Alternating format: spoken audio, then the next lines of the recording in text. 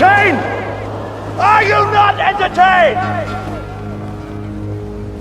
Is this not why you are here? Yeah, I said it.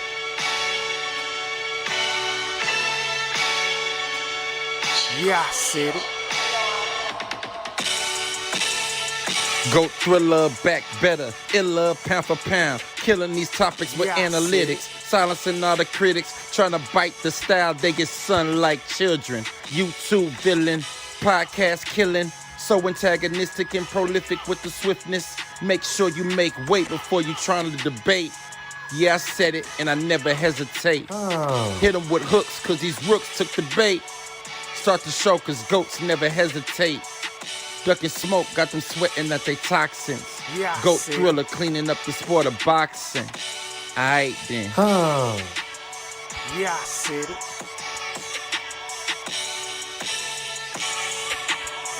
Yeah, I said it. I fucking wait. I am the greatest. Yeah, I said it.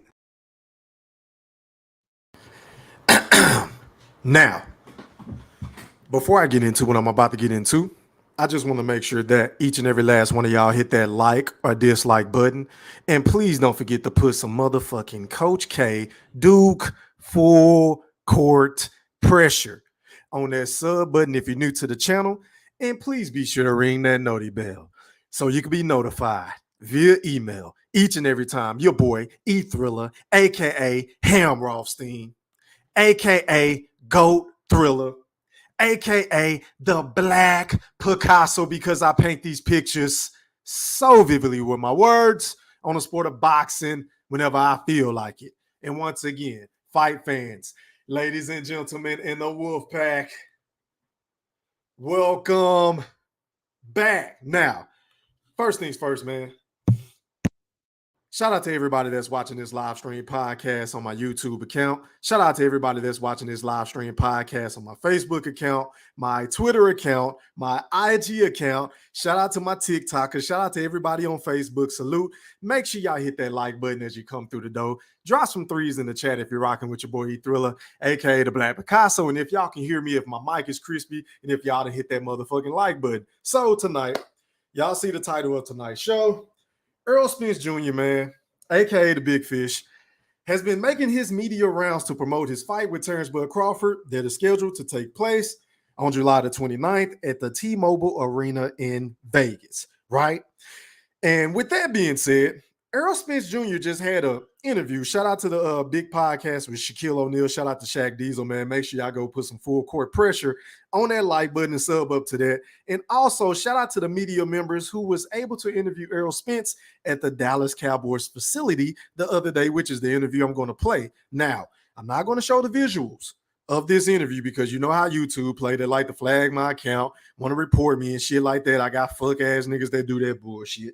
So I'm just going to roll the audio because something Errol Spence said in the midst of that interview that caught my eye that I wholeheartedly disagree with in this motherfucking interview. So without further ado, I do not own the rights to this content.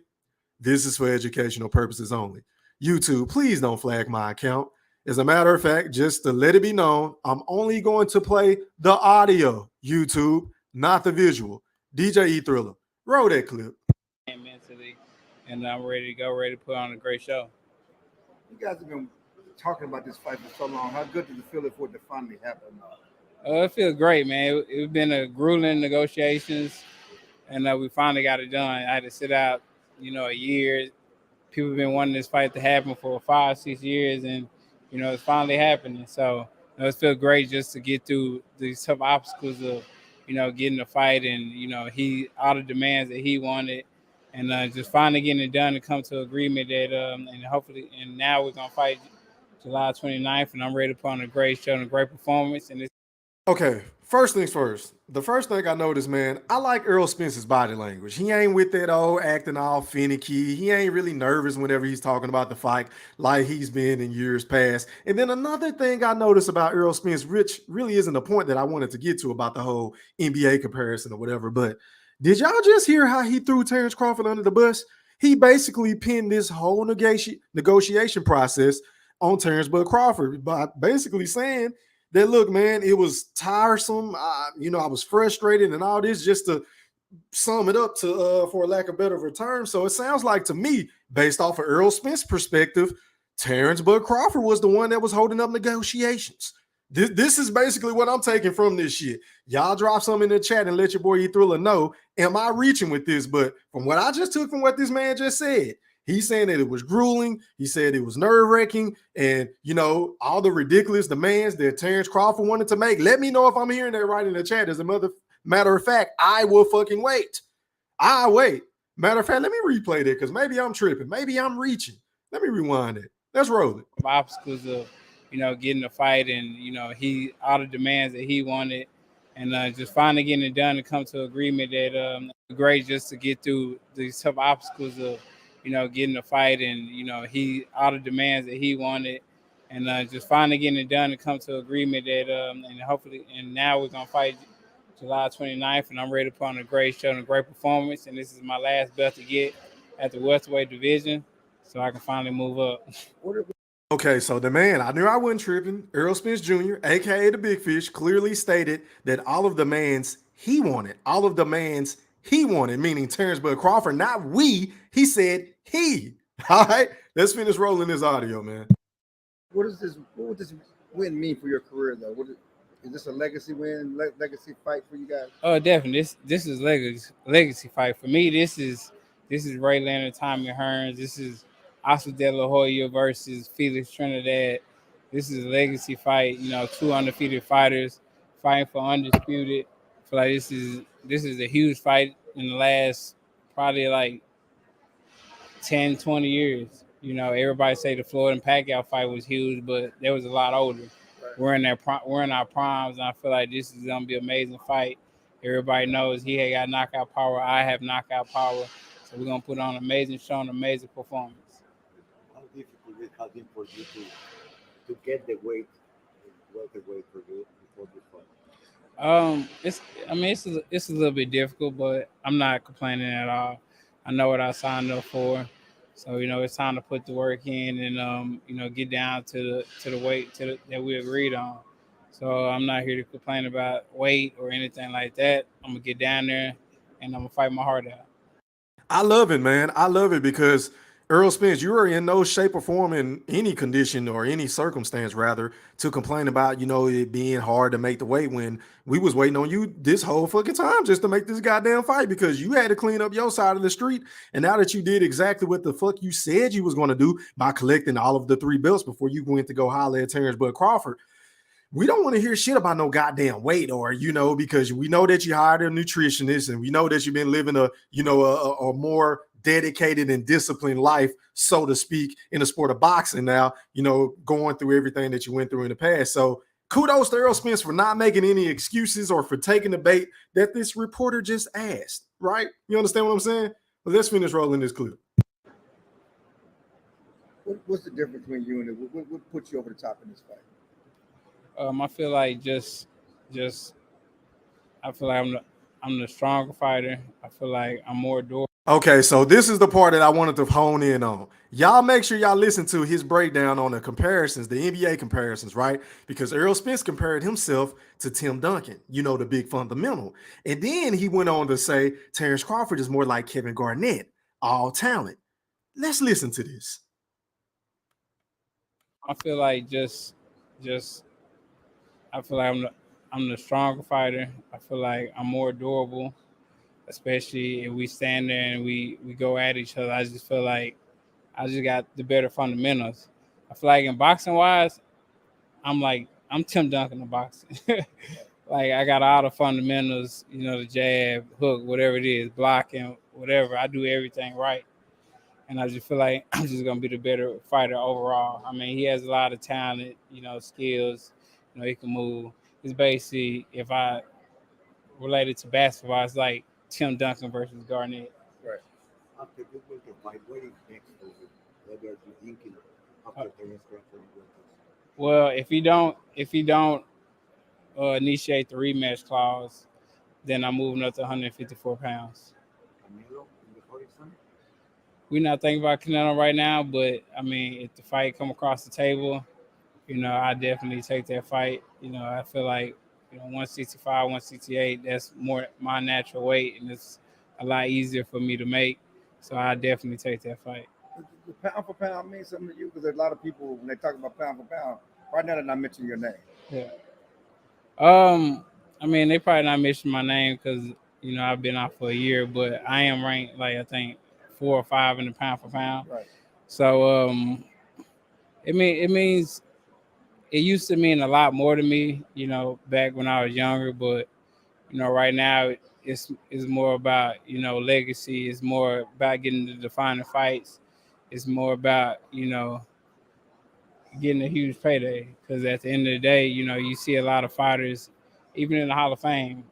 99% of these fighters in the Hall of Fame, either they died broke or they were broke when they got into the Hall of Fame. So with me, it's all about financial literacy and just making sure that I'm 100% on point with my financials. So when it's all said and done, I can retire peacefully, still be able to take care of my kids, still be able to do the things that I've been doing while I'm boxing. I can do it after boxing.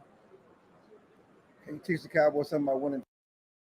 All right, y'all. Shout out to everybody in this bitch, man. Make sure you hit that like button, man, and drop some threes in the chat if you didn't hit that like button, because I got about 50 people in this mug with 31 likes. Can the other people hit the goddamn like button? Pretty please. Let's run the likes up to 100, because as always, once I get done popping my shit the way that I pop my shit, I'm going to read some comments, and then I'm going to drop the link and let y'all come on and give y'all take on this perspective, whether you agree or disagree with your boy E Thriller, a.k.a. the Black Picasso, a.k.a. Goat Thriller. Y'all know me. I really don't give a fuck.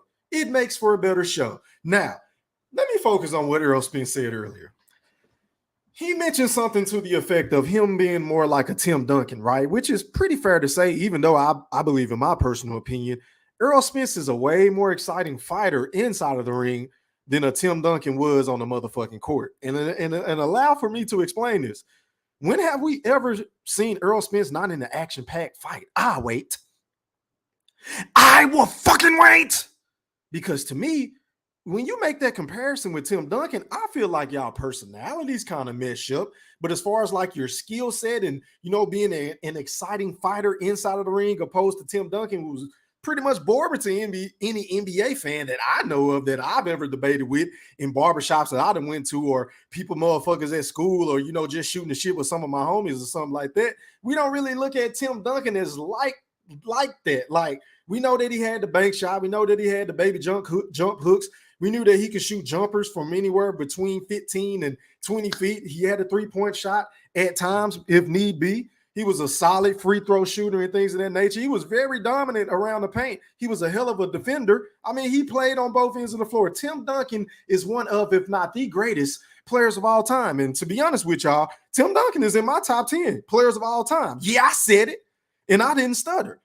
I feel like Tim Duncan is that special, and I know it's a lot of people who love to diminish Tim Duncan's greatness because he had a lot of great role players around him, like Amano Ginobili, who was one of the best six mans to ever grace the NBA, or he had guys like a Tony Parker, who was another all-time great NBA player in my personal opinion. But he made those guys better. Tim Duncan was so unselfish. Tim Duncan was a hell of a leader. Tim Duncan was just so selfless, y'all. Like, he was willing to take a step back and let other people take the game-winning shot, and he wasn't worried about getting the credit or throwing people under the bus or bitching and moaning about his teammates. Like, that's what Tim Duncan wasn't cut from that cloth, right? He didn't make excuses. He was just in the results business. And I am no San Antonio Spurs fan, and y'all know me, really. I'm going to be honest. I hate Tim Duncan. Like, I'm a Laker fan. I'm a Kobe guy, which is why this brings me to my next point. How the fuck can Errol Spence sit up here and say that Terence Bud Crawford, a.k.a. the Boogeyman, a.k.a. the #1 pound-for-pound fighter in the sport, arguably the most talented and skilled and determined fighter in the fucking ring to date? How can you sit up here and compare him to a Kevin Garnett? Man, that's not the shit on Kevin Garnett, because he's one of my favorite basketball players of all time. Kevin Garnett was very fucking athletic. Kevin Garnett was very durable. Kevin Garnett was very intense. Kevin Garnett was very mean. But one thing about Kevin Garnett that he left out, and I'm just going to add proper context to this shit as a basketball connoisseur, Kevin Garnett wasn't a fucking winner. I mean, if we just calling it a spade and we keeping it real, yeah, we all love KG. We love his personalities. I love his stories. Shout out to his podcast. He's doing phenomenal things right now. He was a phenomenal player. But make no mistake about it, Kevin Garnett didn't win anything until he joined forces with Paul Pierce, Ray Allen, Ray John Rondo, Kendrick Perkins, James Posey, Tony Allen, Eddie House. You understand what I'm saying? The list goes on and on. And that's not to diminish his greatness, but I'm just saying all that to say, my nigga, Bud Crawford didn't need no motherfucking help. Bud Crawford didn't have to jump ship. And for you to just sit up here and say this shit so casually was like a slap in not only Terence Crawford's face, but anybody that loves the sport of basketball. Because to me, I think a more fair comparison for Terence Bud Crawford, and I said this on my last show, I compare Bud to a Kobe Bean Bryant, because we all know Kobe was a mentor to all of the young players. Players looked up to Kobe coming into the league. Players wouldn't even players wouldn't even dare to even test Kobe Bean Bryant on the court. And we all know in the sport of boxing and in that square circle inside of the ring, or dare I even say outside of the ring, motherfuckers ain't gonna test Bud Crawford. We know this. Facts, C-Thriller. Facts. Okay? So you got all that going on, and then when you couple that with the fact that Kobe Bryant was one of, if not the most dedicated basketball players to ever grace the hardwood, we can say the same shit about Terence Bud Crawford, because we see him honing his skills. We see him working in the orthodox stance. We see him switching to southpaw. We see him trying new shit in the ring, proving to the naysayers that he can fight on the inside, a la the David Avenesian fight. We've seen him fight on the outside against bigger fighters like a Bradis Prescott or Victor Postal and shit like that. We've seen him go up and weight and maul guys like Jeff Horn when everybody thought he was going to be too fucking small in his first match at 147 pounds whenever he captured that WBO strap, you know, from beating the man who, quote unquote, beat the man that everybody was chasing at 147. Hello. Must I remind you motherfuckers in the chat, some of you imbeciles, some of you Neanderthals who love to negate the facts, that was Manny Pac-Man Pacquiao. And I know it's a lot of idiots on YouTube and beyond and on social media platforms are going to say, E-Thriller, fucking Jeff Horn really didn't beat Pacquiao. Shut up. I'm not trying to hear that shit. If you go back and watch the goddamn fight with the volume off, yeah, I said it, and put the shit in slow-mo, because YouTube, that is the best feature on YouTube to watch these fights. Put that shit in 0.75 or 0.5 slow motion mode so you can see any and everything that's slipping through or going through the guard and shit like that, right? And you can see that Manny Pacquiao was whiffing on a lot of them goddamn punches. I'm just saying. But whenever you watch the great Manny Pacquiao, and he is great, one of the best fighters to ever grace the sport, I'm not taking anything away from him. But let's keep it a bug, man. Every time we watched the Pacquiao fight, whether he was landing punches or not, the crowd was going, ooh, ah, and the man just swinging in the air. I mean, it was kind of similar to the motherfucking fight with Lomachenko and Devin Haney, to where there were times within that fight, and I'm not saying Lomachenko wasn't landing punches, but I mean, my Lord, every time Lomachenko threw a shot, the crowd reacted with a ooh and ah, because he's so fucking fast and he's darting in and out, giving you all these goddamn different looks and angles and shit like that, right? So to the naked eye, it looks like, damn, this motherfucker just landed a 10-punch combination, but that's neither here nor there. Back to what I was saying. But if you gonna compare motherfucking Terence Bud Crawford to an NBA player, you got to compare him to the likes of a Kobe Bean Bryant, right? Because we all know Kobe always added to his game. Kobe added a post-up fadeaway. Kobe added the drifters on the left elbow, the right elbow, step back jumpers. He expanded his three-point range. I mean, there was a point in time, I hope y'all sitting down for this, and Kobe's my favorite athlete of all time, but there was a point in time where Kobe couldn't shoot no threes like that, right? Kobe had to hone his skills and had to constantly work and do repetition and get his reps up and shoot fucking 20,000 shots a day. This is what Kobe Bean Bryant had to do in order to surpass a lot of greats. You understand what I'm saying? And he went head to head with Tim Duncan and the Spurs a lot of times. And a lot of times, more often than not, they came out on top, a la because he had a Shaquille O'Neal. But let's talk about his second go run whenever he won those back-to-back championships, whenever he was leading the troops with a motherfucking Paul Gasol and a Lamar Odom, right? And an Andrew Bynum. How soon do we forget about that shit? that Kobe Bean Bryant was putting that team on his back and expanding his game and doing all the things of that nature, right? But I say all that to say Kobe got it out the mud. See, a lot of people tend to forget or try to act like everything was handed to a Kobe Bean Bryant because he came out of high school. But would you believe me if I were to tell you, if y'all don't know what the fuck I'm talking about, whenever Kobe first came into the league, into the NBA, that man didn't play. He couldn't even sniff the goddamn court because he was playing behind the likes of a Nick Van Exel. He was playing behind the likes of an Eddie Jones. He was playing behind the likes of a Rick Fox. You understand what I'm saying? His rookie mate and Derek Fisher even got more playing time than Kobe Bean Bryant. I mean, are you fucking kidding me?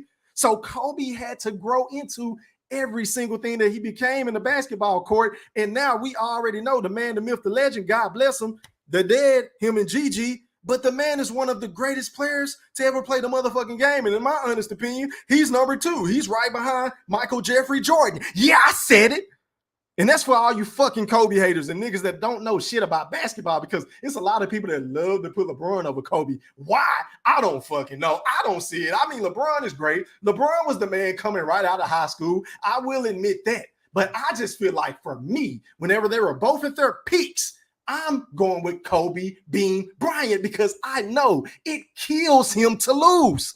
And the same thing can be said about that man from North Omaha, Nebraska, Terence Bud Crawford, which is one of the reasons why I have Bud in this upcoming fight with Errol Spence, because I know Errol is a dog. We know Errol is a dog. I would never sit up here and say that Errol Spence isn't an alpha male. I would never sit up here and say that Errol Spence isn't a dog. But Errol Spence, as good as he is in the ring, and like he said, he does damn near everything right outside of moving his head, outside of using a lot of footwork and shit like that, which he really ain't had the opportunity to do so because nobody has made him do this shit, right? It goes back to my analogy whenever I talk about playing the Madden online. When you run into a motherfucking cheeser that's running these goddamn cheap-ass RPO plays that you can't stop, and you just got like, goddamn, I'm just throwing my controller in there. Like, what the fuck? You gonna do this shit all game? You goddamn skippy. You're playing a nigga online, probably somewhere in Bucharest, that fucking cheats all goddamn day doing the same thing. And I'm not saying Earl is cheating, but I'm just using that as an analogy. Earl will jab you to death if you let him. Errol Spence will hit you below the belt if you let him. If you're going to keep letting the motherfucker do this shit, he is going to continue to do it. Period. End of discussion. Now back to the point at hand.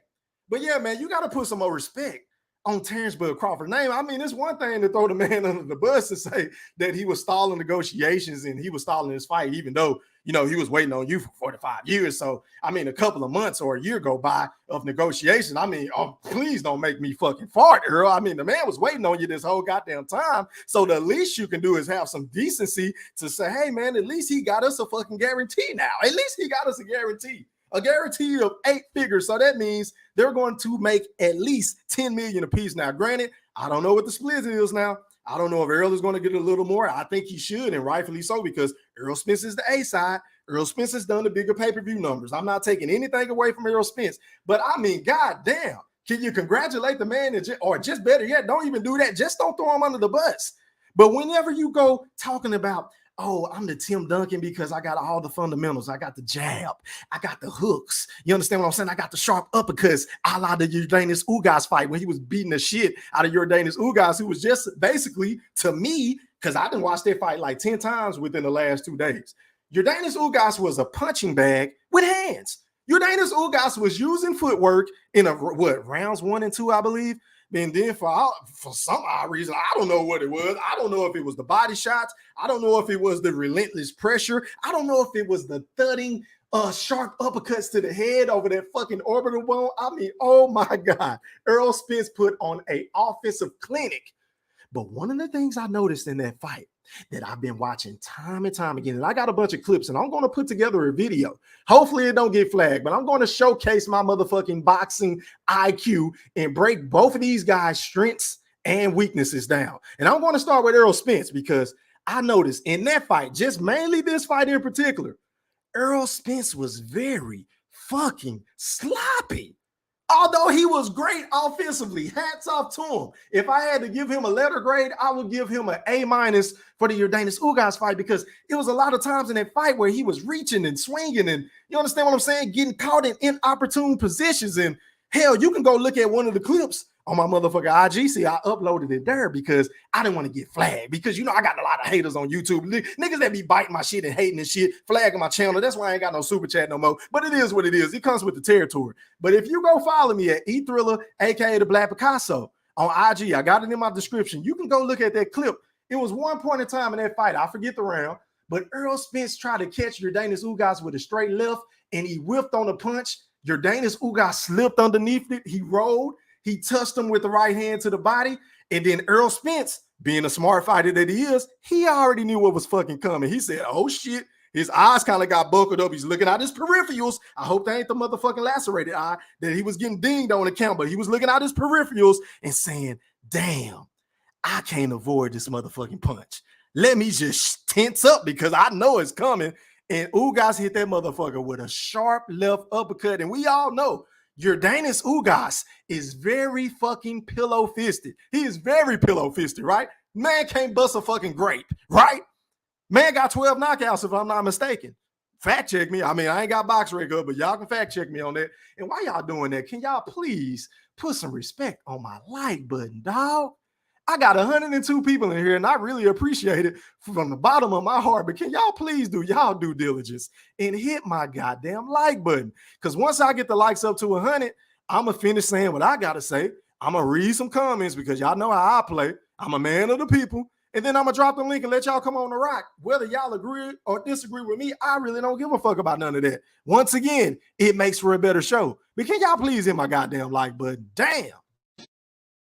Nigga be all online, have y'all laughing and shit. You don't even want to spend $9.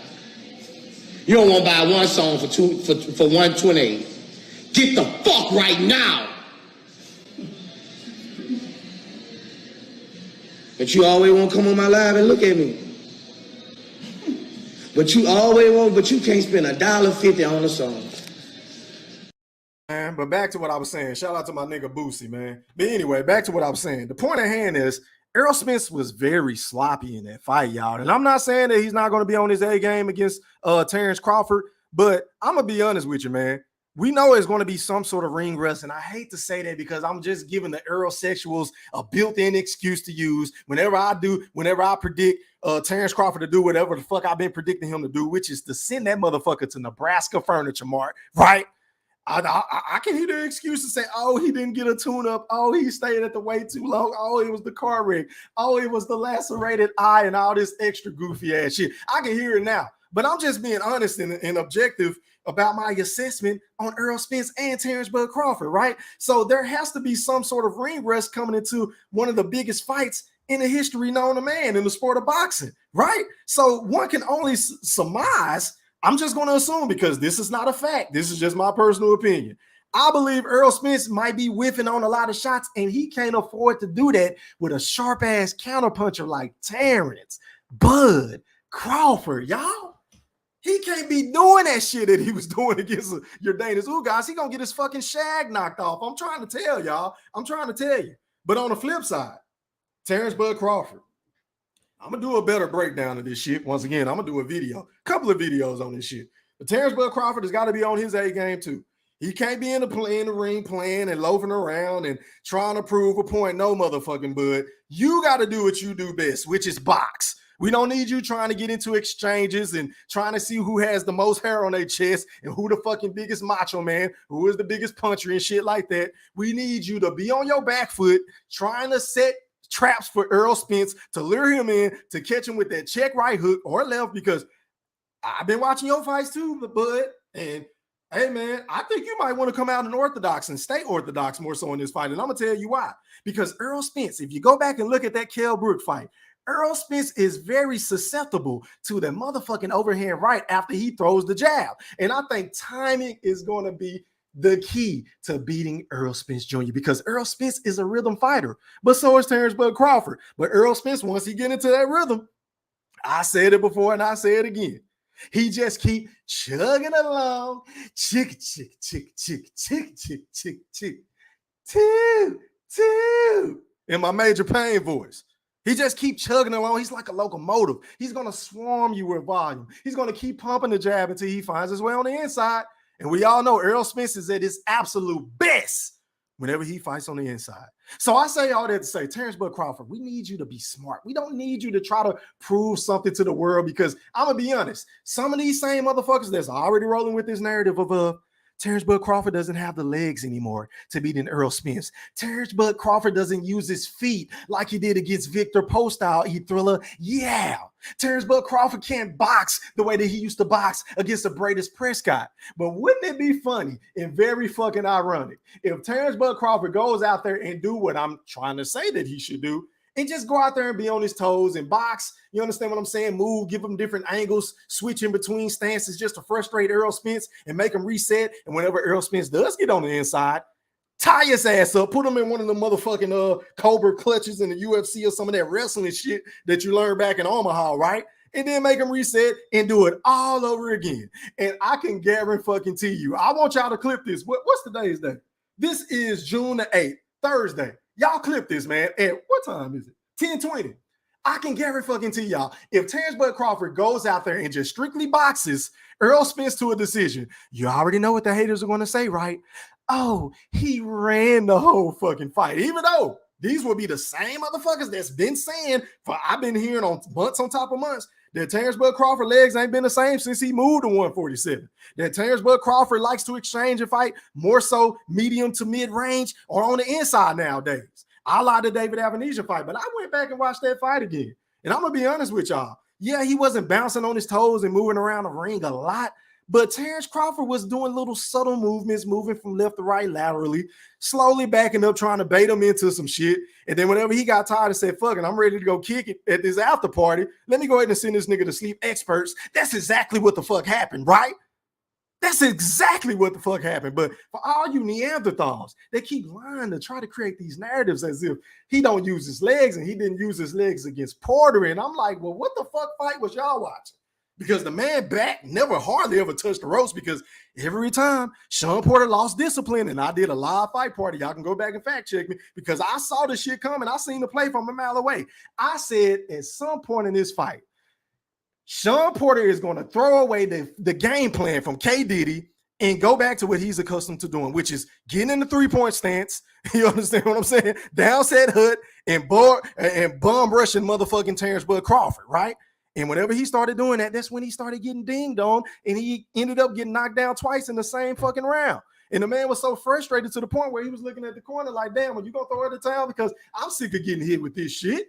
You understand what I'm saying? I'm getting hit with 2s and 3s and 1s and uppercuts, and oh my God, one of my braids fucked up on the left side.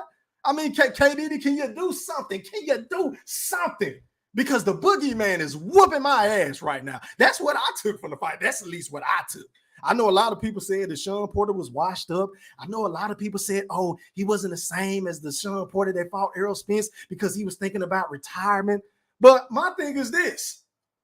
My nigga, he got paid handsomely to fight Terence Bud Crawford. And to make matters worse, I mean, the last time I checked, this is just me. I'm just going by the facts. The last time I checked, he was the nigga that was calling out Bud. It wasn't the other way around. He was the nigga that was bitching and moaning whenever he got leapfrog by Virgil Ortiz in the WBO rankings, and he went on a little live saying, oh, you know, it's politics and boxing, and I don't understand how this happened and all that. So he was crying and bitching and moaning and pandering for a fight with Terence Bud Crawford. And a lot of you Errol sexuals and a lot of you Terence Crawford haters who just can't stand nothing about it. I mean, a man can't even fart in public or you're going to criticize him, right? Even if you don't smell it, you still will find something to criticize the great Terence Bud Crawford about. Even you niggas was saying, look, man, we don't want to see him rematch Errol, even though it was an excellent fucking fight. I mean, an excellent fight. I would have loved to see a rematch between Errol Spence Jr. and Sean Porter, because I feel like going into that fight, Errol Spence was going to stop Sean Porter. I felt like going into that fight, me being an Errol Spence fan at the time, a huge one at that Errol Spence was just on another level compared to Sean Porter. But whenever he got in that ring and he started trying to fight a fight that really didn't serve him well or serve him best or to the game plan of a Derrick James, I was like, well, wait a fucking minute. I wouldn't mind seeing this again, because if it wasn't for that knockdown, what was that, in round 10 or 11? That fight could have went a totally different way. It's a lot of people that still think, even with the knockdown, that Sean Porter won that fight, right? Okay, but I'm not one of them. I'm one of the niggas that say, look, man, Errol Spence edged that fight out 7-5. It's a lot of people that say Errol Spence won the fight easily, 8 rounds to 4. Just kind of depend on your taste on it. But I say all that to say, a lot of you niggas was putting Sean Porter off on Terence Crawford because y'all was using him as some sort of measuring stick, right? Just like the PBC. Al Heyman allowed for Sean Porter to go on a quote-unquote other side of the street to get his biggest fucking payday of $4 million with pay-per-view upside, right? Just to go get his ass kicked by Terence Crawford. So they wanted to gauge to see, okay, well, if he did this with him, then maybe are we willing to put Earl in there? All right. You understand what I'm saying? That's just my personal opinion. I don't know that to be a fact, but that's just my take on the situation. Hold on, y'all. Hot as fuck in my room. Can y'all please hit my like button? I got 112 people in here with 72 likes. Maybe if I lower my tone, maybe some of y'all will hit the goddamn like button, man. I appreciate everybody in this bitch, man. Shout out to all 112 of y'all. But can y'all put some respect on my like button, dog? Run them likes up to 100, damn near 200, 300. Can we please get my likes up? But yeah, man. So I would have loved to see a rematch between Errol Spence and Sean Porter, but it didn't work out that way. So all you niggas that was bitching and moaning, saying Bud was ducking Porter and all this, now y'all want to change your tune and say that he was washed up and, oh, didn't nobody want to see that fight and, oh, Sean Porter was this and Sean Porter was that. He was podcasting. He wasn't focused. He was having some shit that was going on in his personal life. Like, I give a fuck. I don't give a fuck about none of that. And stop the presses. Stop the motherfucking presses. I just got a notification, y'all, which is always lovely, and it just makes my soul just feel so good just to get paid to do what you love to do, which is entertain, which is talk sports. To all my motherfuckers in the wood pack, shout out to y'all, man. And if you're new to the channel, please sub up and hit that like button. But shout out to my big homie, Goldie Loke, you know who you are, for that Cash App donation. And you already know, I got to get you right, fam. Hit it! Get a black, get a black.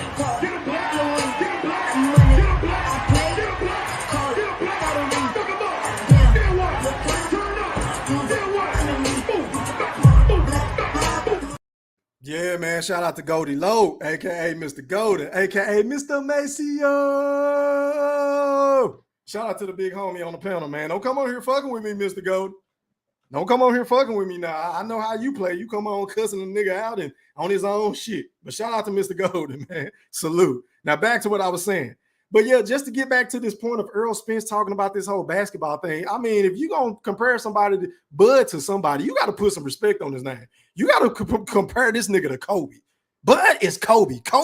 Bud demands respect the same way that Kobe did. You understand what I'm saying? Bud instills fear in the competition, similar to Kobe Bean Bryant.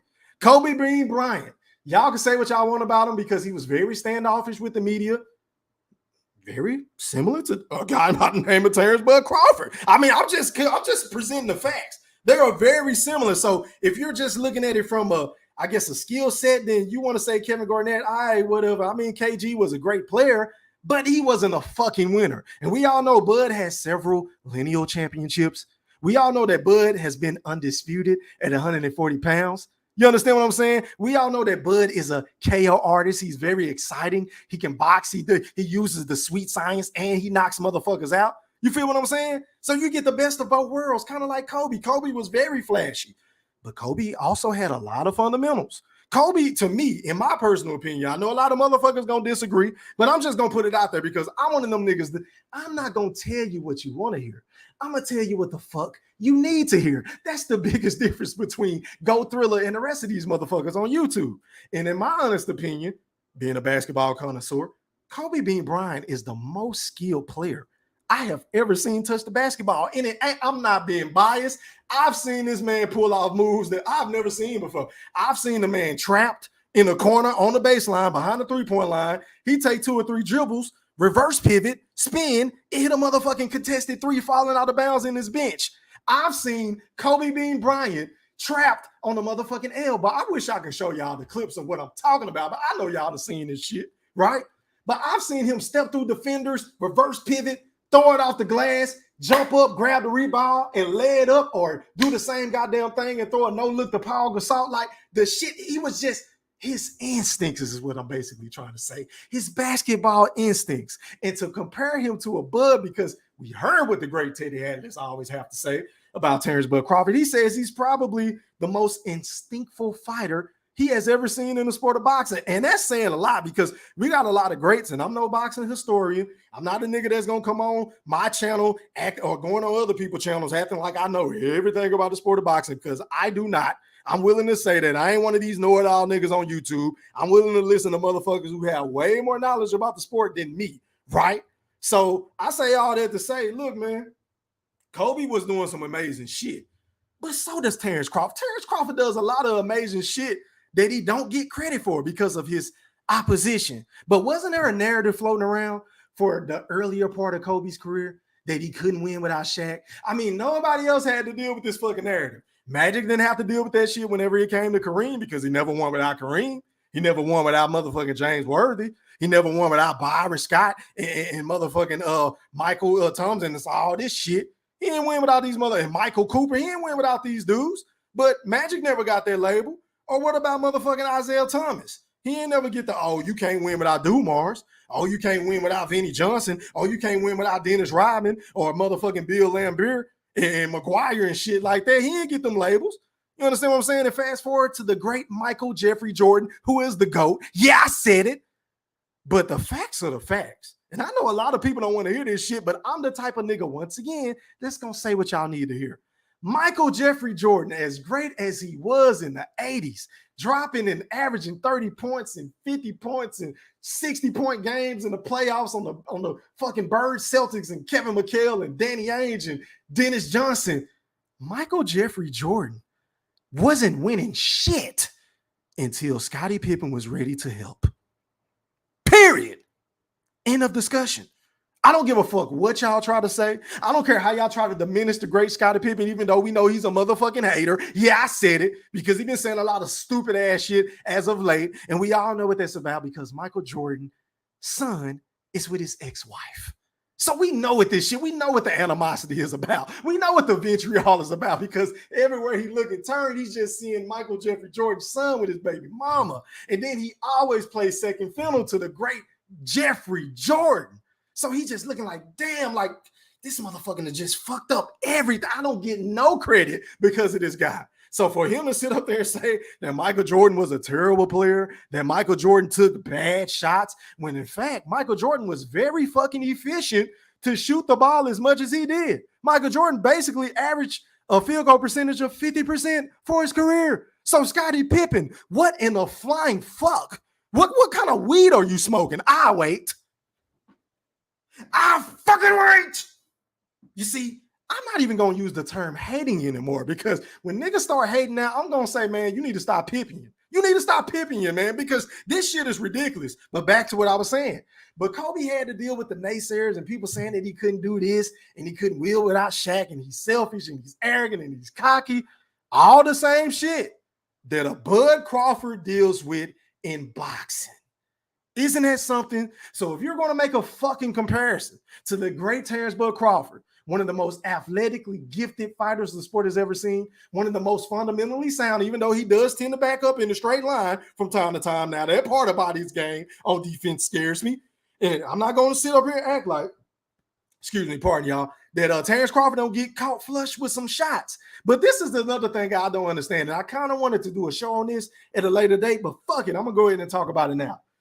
You got fucking little smucks like Teofimo Lopez, of all people, trying to run around here and say that the great Terence Bud Crawford is chinny. But my nigga, if Terence Crawford is chinny, what would we say about your chin? I'll wait. I will fucking wait. Because, I mean, the last time I checked, if my memory serves me correct, you got dropped by George Kambosos, right? You got dropped. You got dropped by Sandor Martin, a motherfucker that can't punch, right? So how dare you to compare, or not even compare, but to say that, oh, I'm picking Errol Spence because Terence Crawford is chinny, when we've only seen Bud hit the canvas one fucking time unofficially. And there's still a lot of Bud buddies running around here saying that it really wasn't knocked down. You know what? It just kind of depends on how you look at it. I feel like he got caught flush. And he was getting pushed down to a certain extent. But to me, in my personal opinion, it was a knockdown, but he wasn't hurt. It wasn't, it's not a big deal to me. It's not really a big deal. But I've seen Bud take flush shots from Porter. I've seen Bud take flush shots from a multitude of fighters, but I've never seen him rock and stun. I mean, the most hurt I've seen him appear to be was against Gamboa. But that's about it. I mean, outside of that, I can't really think of no other times where I seen Bud get the fucking stanky leg or the fucking noodle legs. That's just me. I don't see it. Maybe y'all can educate me. Maybe I'm reaching. Maybe there's a little hyperbole in my statements. Let me know, because I'm open to other opinions and ideas. But I don't think Terence Crawford is chinny, because to me, a chinny fighter is a motherfucker that hits the canvas a lot or very often. And I ain't seen Bud hitting the canvas a lot outside of the Igor Kavalauskas fight, which was how many fights ago? What was it? 3 fights ago, if I'm not mistaken. Hold on, y'all. He fought David Avanesian. Before that, he fought Sean Showtime Porter.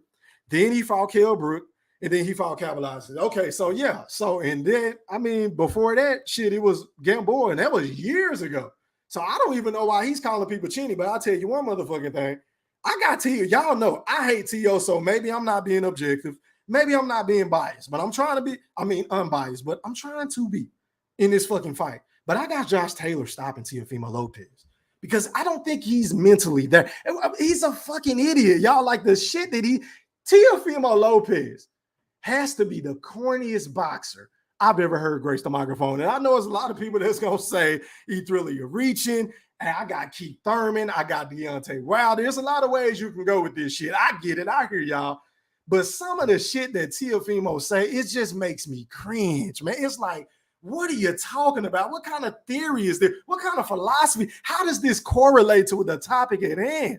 You can tell that Teofimo is one of the motherfuckers that really don't think before he speak. Like, he don't think about shit. He just go. He's important. Like, he's all over the place. It's like his mind is just going 200 miles per hour. He just say whatever the first thing comes to his fucking brain. That's Teofimo Lopez in a nutshell. And his father don't make it no better, because he gives him this false sense of confidence and all this mystique and allure just because they beat a Vasily Lomachenko. When I can make an argument that, hey, bro, you would have got stopped if that fight would have lasted one more round. Yeah, I said it. Vasily Lomachenko, for whatever reason, I don't know if it was because of his shoulder or he was, a little worried about your motherfucking pop at 135, because you was sleeping shit. I got to give you credit to yo. And I picked you to win that fight, heading into that fight. Y'all go back and fact check me. But I don't know what it was, fam. But Lomachenko started off slow. But once he started gaining steam and got your rhythm down and your patterns and started getting on the inside and giving you them angles, them same fucking angles he was giving the great Devin Haney, the undisputed champion at 135 a couple of weeks ago, you started breaking down. You started to fold like a motherfucking lunch. I'm just saying. And I think if that fight would have went one more round, you would have got stopped, bro. You would have got stopped. And you always talking about, oh, you willing to die for this, and oh, you willing to do this to take over this and to take over that. My nigga, wasn't you the same dude that was running around here bitching and moaning about having pneumonia? Wasn't you that same guy that was running around here after the George Kambosos fight, the same fight in which you said you was, because you were so fucking punch drunk, you claim that you won 11 rounds to 3 or 11 rounds to 2? Nigga, y'all don't even go 13 rounds. It's 12 rounds in the fight, T.O. You understand what I'm saying? The audacity of this motherfucking Neanderthal. And stop the presses. Stop the motherfucking presses. Shout out to my guy, man. This is a huge Errol Spence fan, but he still fuck with me, man. Shout out to my guy, Byron Bradley, for that Cash App donation.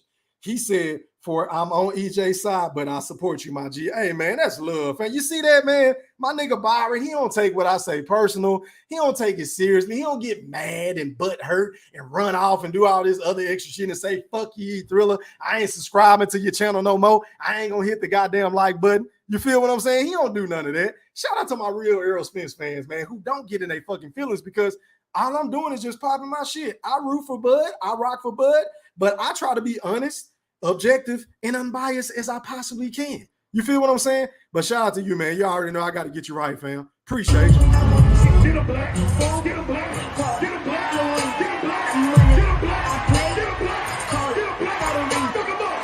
Then what? Turn up. Then what? Yeah, man. And speaking of get right, man, can y'all get my likes up? Can y'all please get my goddamn likes up? I got 125 people in here with 93 likes. I really appreciate each and everybody for rocking with your boy E Thriller, aka Go Thriller, aka the Black Picasso. But when you pull up to the function, can you please hit the like button because it helps the channel grow? You understand what I'm saying? We want to grow the motherfucking wolf pack, man. But shout out to my boy Byron Bradley. But back to what I was saying. So the nerve of Teofimo Lopez to say that Terence Crawford is chinny, but totally negate the fact that, nigga, you chinny too. So what are you going to do when Josh Taylor crack you with one of the motherfucking straight left hands? Because we know Josh Taylor, say what y'all want about him, and we know he didn't look too good against Jake Catterall and shit like that. But, hey, man, I think the man is motivated, and I think he genuinely don't like Teofimo Lopez, and he feels the same way I do because he's just he just seems like a nerd. He seems like a geek. I don't like nothing about him. I don't like how he talks. I don't like how he walks. I don't like how he wears his hat. I don't like how his nose looks. I don't like nothing about I'm willing to say who I don't like. I hate Teofimo Lopez because to me, he represents everything I hate about the sport of boxing. All these silly ass niggas running around here lying and capping. Oh, I was undisputed. Oh, I could have got 10 million to fight George Kambosos. That's why I'm not going to fight Devin Haney. And then after you get your ass kicked, now you want to bitch and moan and say, oh, well, I should have moved up. Oh, it was my confidence. Oh, I was too arrogant and all this shit. But nigga, you wasn't saying that before the motherfucking fight. You weren't saying none of that because if you was going to have that built-in excuse after you got your ass washed, yeah, I said it, by George Kambosos, then you should have just moved up to begin with because we all know deep down in your heart of hearts, you didn't want any parts of Devin Haney because say what y'all want about Devin Haney. Devin Haney is a matchup nightmare for Teofimo Lopez. I'm just saying because Teofimo was bitching and moaning and complaining about Martin running and moving around the ring. But nigga, the name of the game is to hit and not get hit. I mean, the last time I checked, that's what makes the sweet science so beautiful. Most of the people don't want to see no goddamn rock'em sock'ems and shit like that. I mean, the true connoisseurs of the sport of boxing, right? But Teofimo Lopez, I got you getting stopped, bro. I see this fight going 10 rounds. This is my prediction, y'all. And I'm going to have mosquito spray. Shout out to AKA Eddie Atlas, my brother, the boxing historian on my panel and on YouTube. I'm going to have him break this down in depth tomorrow if he's not too busy to come on the rock. I'm going live again tomorrow, so make sure everybody in the chat right now pull right back up to the function. I'm going live at 9:30. We're going to break down the fight. We're going to watch the Adrian Broner fight. Shout out to AB. You know, always balling, always boxing, about billions. Shout out to my nigga AB, man. I got a love-hate relationship with him.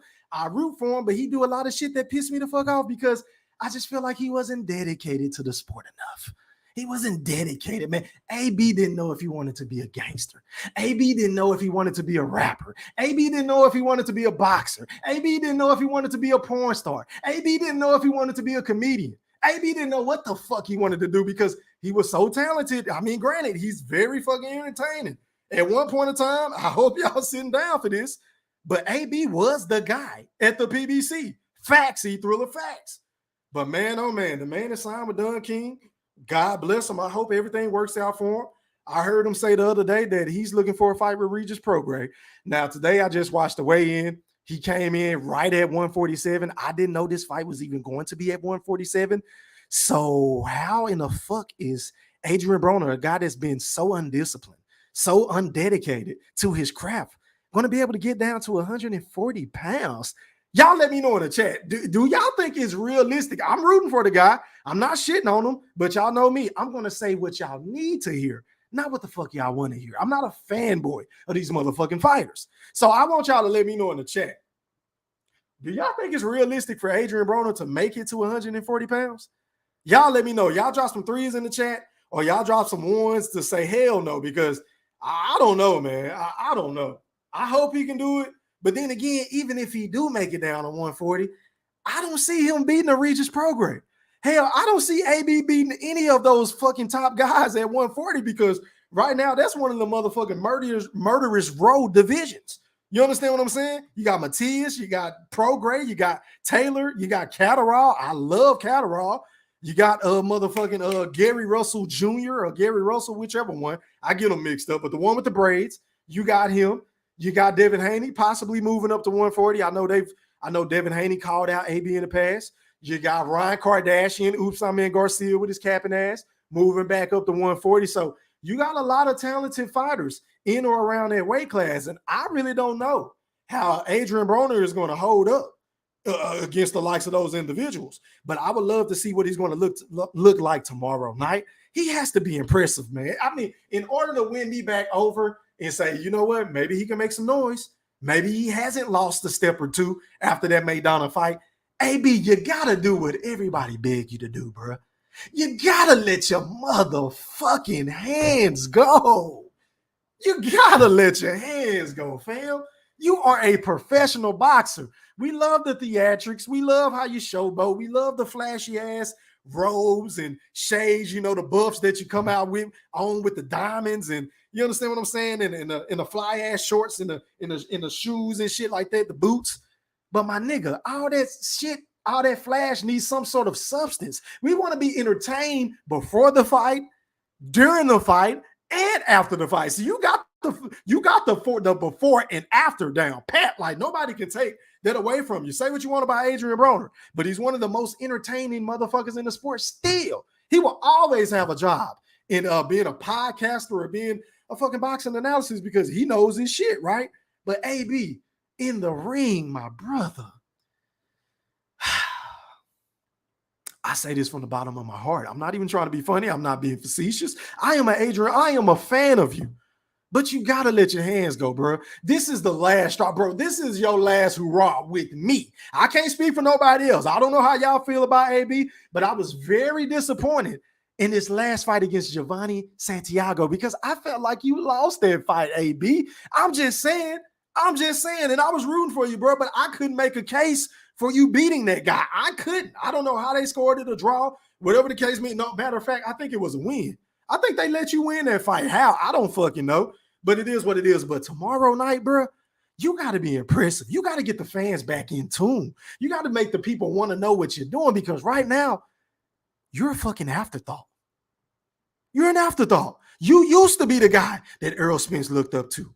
You used to be a guy that a Gervonta Tank Davis looked up to. You used to be a guy that a Robert Easter Jr. looked up to when you was on top, right? I mean, tell me where I told a lie. Make it make sense. Somebody help me. Let me know in the chat if I'm lying. But AB used to be that guy. But my nigga, you're not the guy anymore.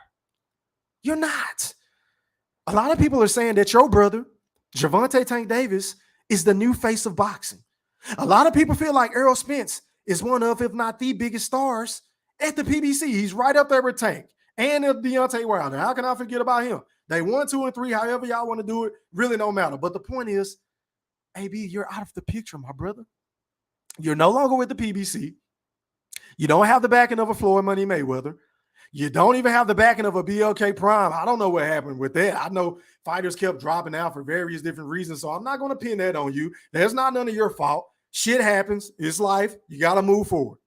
But you ended up with Don King, and a lot of people wasn't even watching that fucking press conference.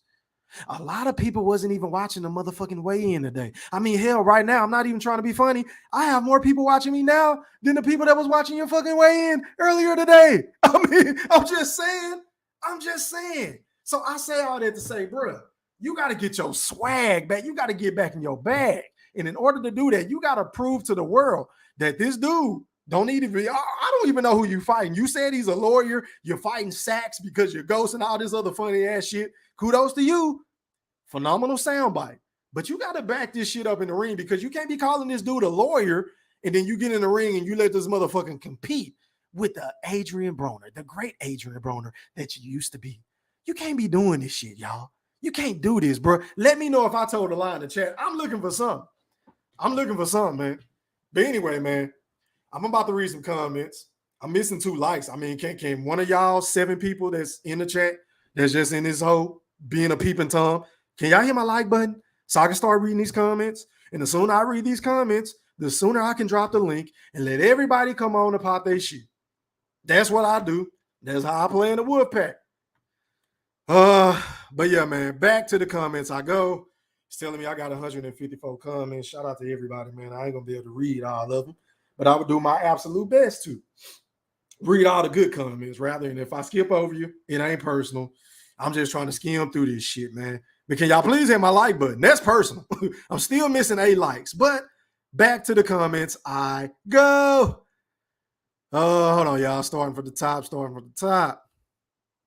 Bear with me. I appreciate everybody in the chat. All right. Christopher White says, salute E3. What's popping? How are you, kind sir? What up to my guy Walter Tran, who is an Errol Spence fan as well, man. Shout out to you, my brother. He said Crawford can't keep up with Spence. He would be drowning in deep waters. I've been hearing a lot of y'all say that, man. I've also been hearing a lot of y'all banking on all this power and volume and, you know, endurance and things of that nature. And y'all just basically hoping for Terence Crawford to fold up like a quilt, like a cheap quilt. And I just don't see the tenacious Terence Bud Crawford, a guy that is so fucking mean and dedicated and conditioned with endurance and power and stamina, because I've never seen him get tired in the fight either, just like Errol Spence. I don't see him folding. I want to know this. This is my rebuttal to that. What's going to happen if that doesn't work for Errol Spence? What is going to be his plan B? If Errol Spence volume, punch activity, punch placement, and his jab and all that shit, all his fucking go-to moves, what if that shit doesn't work? What is his plan B? Draw something in the chat, Walter, because I would love to know. I ain't even trying to be funny. What up to one of my day ones, WJ? He said, salute, Go Thriller in the Wolf Pack. Errol doesn't understand. TD will get schooled by KG in a one-on-one game. I don't know about that, bro. I think in a one-on-one situation, I think I would pick Tim Duncan. In a one-on-one situation, because I think Tim Duncan will be more inclined to stopping Kevin Garnett opposed to Kevin Garnett stopping Tim Duncan, if that makes sense. Because I just think Tim Duncan had a little bit more in his game. He had the bank shot, the jump hooks, he can shoot jumpers, he can make free throws, he can hit threes on occasions, pick and pops, play one-on-one. He can go coast to coast with the toast if need be. Smart fucking player. I can even make a case that he was a better defender than Kevin Garnett. I know a lot of people will argue that. It's very debatable, but I will make a case for Tim Duncan because I feel like Tim Duncan is just a better player. And I like Kevin Garnett more, but Tim Duncan was a better player. That's just my opinion. Shout out to the BLB Master Q, man. He said threes. What's popping, fam? How are you, kind sir? What up, Anton? He said, let's go, bud. What's popping? Hold on, y'all.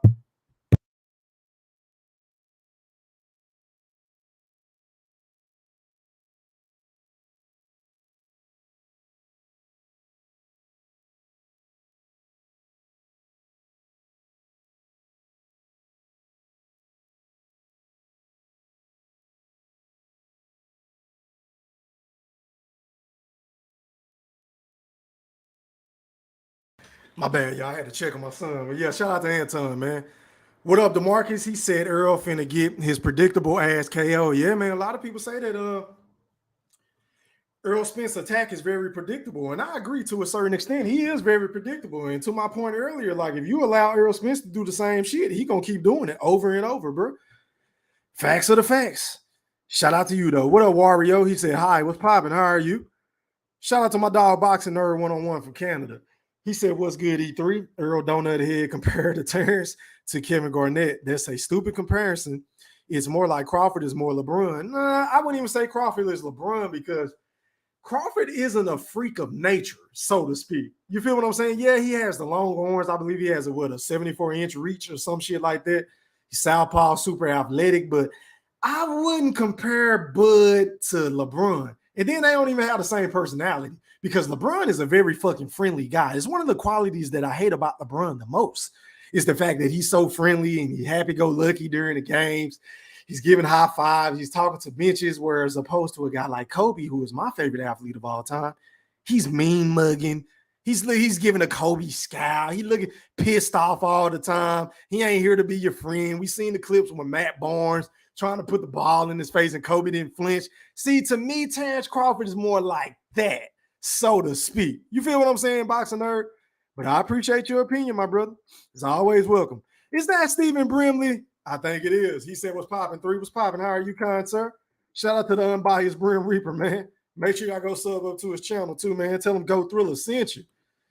The market says sound like he's still placing the blame on Bud. Facts. He threw him under the bus again, man. But hey, man, if he feel like that's his truth, then hey, who am I to tell Earl otherwise? If Bud was holding up negotiations to negotiate this fucking $10 million deal that he got allegedly, hey, I can't knock Bud for that. You are what you negotiate, period. End of discussion. I don't fault the man, because if he wasn't getting no transparency, with the initial 2 offers, then what the fuck? I need some transparency, and that transparency is a guarantee of 8 figures. It is what it is. What up, Stewie G? I ain't never seen you in this bitch. What's popping? Make sure you sub up to the channel. He said, what's up, E3? What's popping? How are you, kind sir? I appreciate you for pulling up on the pack. What's shaking? What up, Marcus? He said, real talk, excuses are already coming. We know they coming, but I'm going to say this.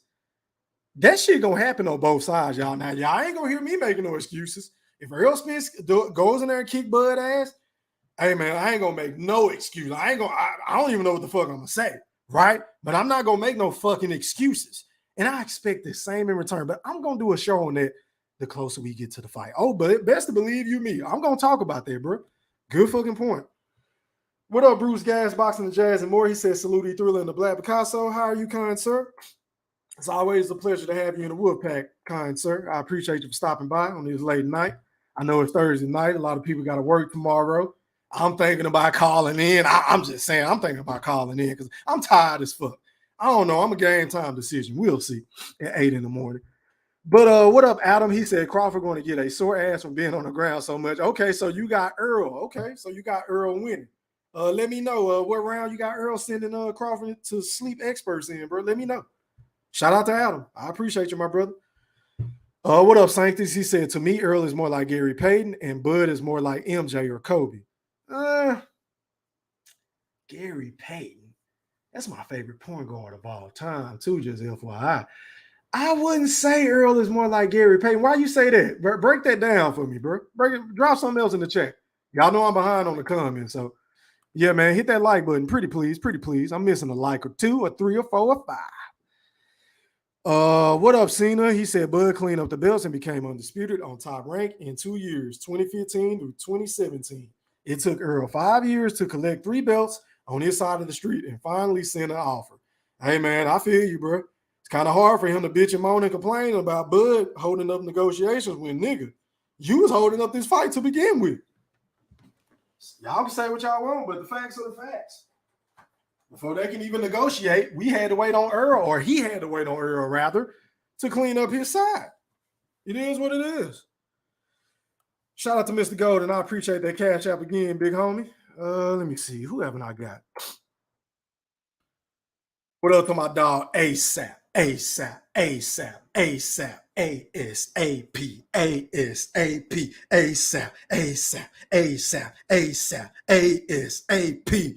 Shout out to my bro, man. He said, what up, E3? What's popping? How are you, kind sir? I appreciate you, man. You always tap in with your boy Go Thriller, man. I appreciate you, my brother. You always pull up for his boy Go Thriller. What up to Robert Horry? Is this the great Robert Horry? They got 7 championships. Shout out to Robert Horry, man. They helped my Lakers win a few rings.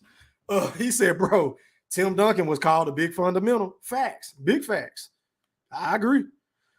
DeMarcus said, don't forget his passing. Yeah, he was a hell of a passer out of the double teams, too. That's another thing he got KG on. I totally agree. Great fucking point. What up, X-Man? I see your boy. What up, Baba Yaga? He said, Bud is more like Kobe. I totally agree. I hope you like them analogies that I gave and the points I was making, man. Y'all know me, man. I love basketball. Like, if anybody want to come on the panel, anytime I go live or whatever like that, or you want to email me, say, hey, Thriller, go live on basketball or some shit, or let's talk about this or talk about that, I'm all for it, bro. I can talk about basketball all fucking night. Basketball is my first love because I hoop. I can talk about that shit all night. But yeah, man, shout out to you, bro. Y'all just going back and forth. Let me see. Who haven't I got, man? Let me get somebody I ain't got. What up to Smells Like OTR?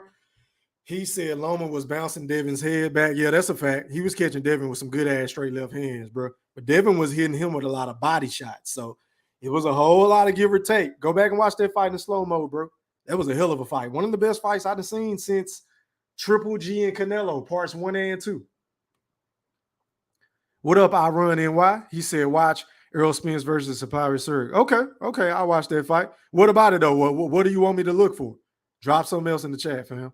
Shout out to you, though. Let me see. Boxing Nerd said, Kobe killer mentality. Crawford has that indeed. So good comparison. I appreciate it, my brother. I'm trying to paint the picture so vividly to where some of you slow motherfuckers can understand it, but my shit be going over a lot of motherfuckers' heads, but it is what it is. Who haven't I got, man? Shout out to one of my right brothers, man, loyal to the game, Boxing Talk. He said, salute. What's poppin', bro? How are you, kind sir? As a matter of fact, man, let me do this, man. Let me go ahead and drop this link just in case y'all want to rock with your boy Thriller, aka the Black Picasso. Let me see if I can get a couple of more. Shout out to my nigga, man, Rebel Life Boxing. He said, salute, Big Thriller. Hey, man, make sure y'all go sub up to Rebel Life Boxing after the show. Tell him Go Thriller sent you, man. Shout out to my bro, man. This the nigga right here that showed me how to do my thumbnails. I'm going to give him his flowers every time. Shout out to Rebel Life Boxing. I appreciate it, fam. He said, salute, Big E Thriller. What's popping? How are you, man? What's popping? Yeah, man. Shout out to the Woodpack. What up, DZW Boxing? He said Ugas fought the wrong fight and paid for it. Styles make fights, and Crawford won't just stand there. Yeah, man. I feel like Crawford, well, Errol Spence style, rather, is tailor-made for Terence Crawford. If Crawford fight a smart fight, you know, just be the counterpuncher that he is and wait for Errol to come in, lunging forward to make a mistake. Because I feel like this fight could go like Errol is whooping his ass the entire fight. And then, bam, sleep experts. I mean, we've seen Bud do this time and time again. Once he gets the range and distance and adjusted to what his opponent is doing and the rhythm and shit like that, hey, man, you might be going to sleep, bro. So, yeah, Errol could be up 4 rounds to 2 or 7 rounds to 3. Who knows? And then, lo and behold, that motherfucking guy from North Omaha is going to hit him with some shit that he don't fucking see. That's how I see the fight going. I can see the fight playing out just like that, bro. Good comment. Tan said, salute E Thriller. No one iller was popping. How are you, kind sir? Shaking. Let me see, man. Let me see. Who haven't I got? Who haven't I got? Hold on, y'all. What up to Poverty Must Go? I ain't never seen you in my chat. Welcome to the Woodpack, my brother. He said, you're speaking straight facts. He threw like, hey, man, I appreciate it, man. I try to speak mostly facts. And when I'm being opinionated, I would say, hey, man, this is my personal opinion because I don't know everything. I'm cool with saying that. I ain't no know-it-all ass nigga. Shout out to you, bro. Make sure you sub up to the channel, fam. Rebel said, at first I thought it was scripted, but Bud was also working on putting controlled pressure on Errol Spence. Looks like that part of the plan is to put Errol Spence on his back foot in parts of the fight. Hey, man, you never know. Maybe Bud is going to come out and walk Errol down. I don't know. It remains to be seen. But one thing I do know is this. Terence Crawford has a lot of plan A, B, C's, and D's. Can we say the same about Errol Spence? How many plan A, B, C, D's does he have? I don't know. How many plans do we have? I don't know because I'm just so used to seeing Errol Spence fight one particular way, right? Outside of the Mikey Garcia fight. I don't know. We gonna see. Yeah, IQ. Facts. Great fucking point. If I missed that, I apologize. IQ. Very high level IQ from Kobe and Bud. So he's very Mamba-like. I totally agree. Excellent point. What up, Con Shawner? He said, Thriller was popping. How are you, kind sir? All right, man. So let me do this. He said, hold on. What up, Mike Lee? He said EJ lost that fight. He had started hitting the groin area to win. EJ hits the cup a lot in his fights. Hey, man, I did a video on that shit a while back, man, saying that here's proof that Errol Spence is a dirty fighter. Errol Spence is a very dirty fighter, right? He'll hit you below the belt. The ref, they warn him, but I've never seen him get a point taken away. So I don't know what's up with that. So we're going to need a ref that's on point, bro. That's a good-ass point. That shit probably wore Sean Porter down. What up, D-Ray Promotions? I see you. Was good, boy. Let me see. Storm Gillian said, just go to see the comments on the Brooke and Porter weigh-ins videos. No one was saying they were washed. It's only after the fight. He said only after the facts they diminished Bud's resume. Good fucking point, bro. Great comment. Great comment, man. We know they like to move the goalpost, bro. Whenever it comes to Terence Bud Crawford. They love it. Shout out to my boy again, man, Byron Brantley. I appreciate that cash out, fam. He said, blessings, my brother was popping. What up, Kareem Boxing News? He said comparing him to Kobe is disrespectful. How is that disrespectful? Please enlighten me in the chat. As a matter of fact, when I drop this link, you're going to have to do some explaining, my brother. I would love to hear your take on that. Gans said, I don't know how to say your name. I apologize. He said, Bud put no fear in Errol. Rocking nonsense or talking nonsense, I think is what you try to say. You sounded like a bozo, youngin, shaking my fucking head. Okay, I mean, you're entitled to your fucking opinion. But Errol Spence was the man that said, I'm going to go the easier route and knock out Sean Porter. So that leads me to believe that Errol Spence knew this was going to be his toughest task in the end. So he wanted to save this fight for last. Tell me where I told a lie. But shout out to you, man. I appreciate your comment. TA said T.O. getting slipped by Taylor. LOL. Hey, man, I think so too, bro. Let me go ahead and drop this link, man, just in case y'all want to rock, because I want to hear from some of y'all. Don't you all click at once. Hold on. As a matter of fact, make sure y'all go sub up to my new channel, man. Go Thriller the Black Picasso. Get them subs up to 1,000 so I can get monetized on that channel. And before y'all click on my link, man, let me go through the panel rules, the panel etiquette, rather. All right, so hold on, y'all.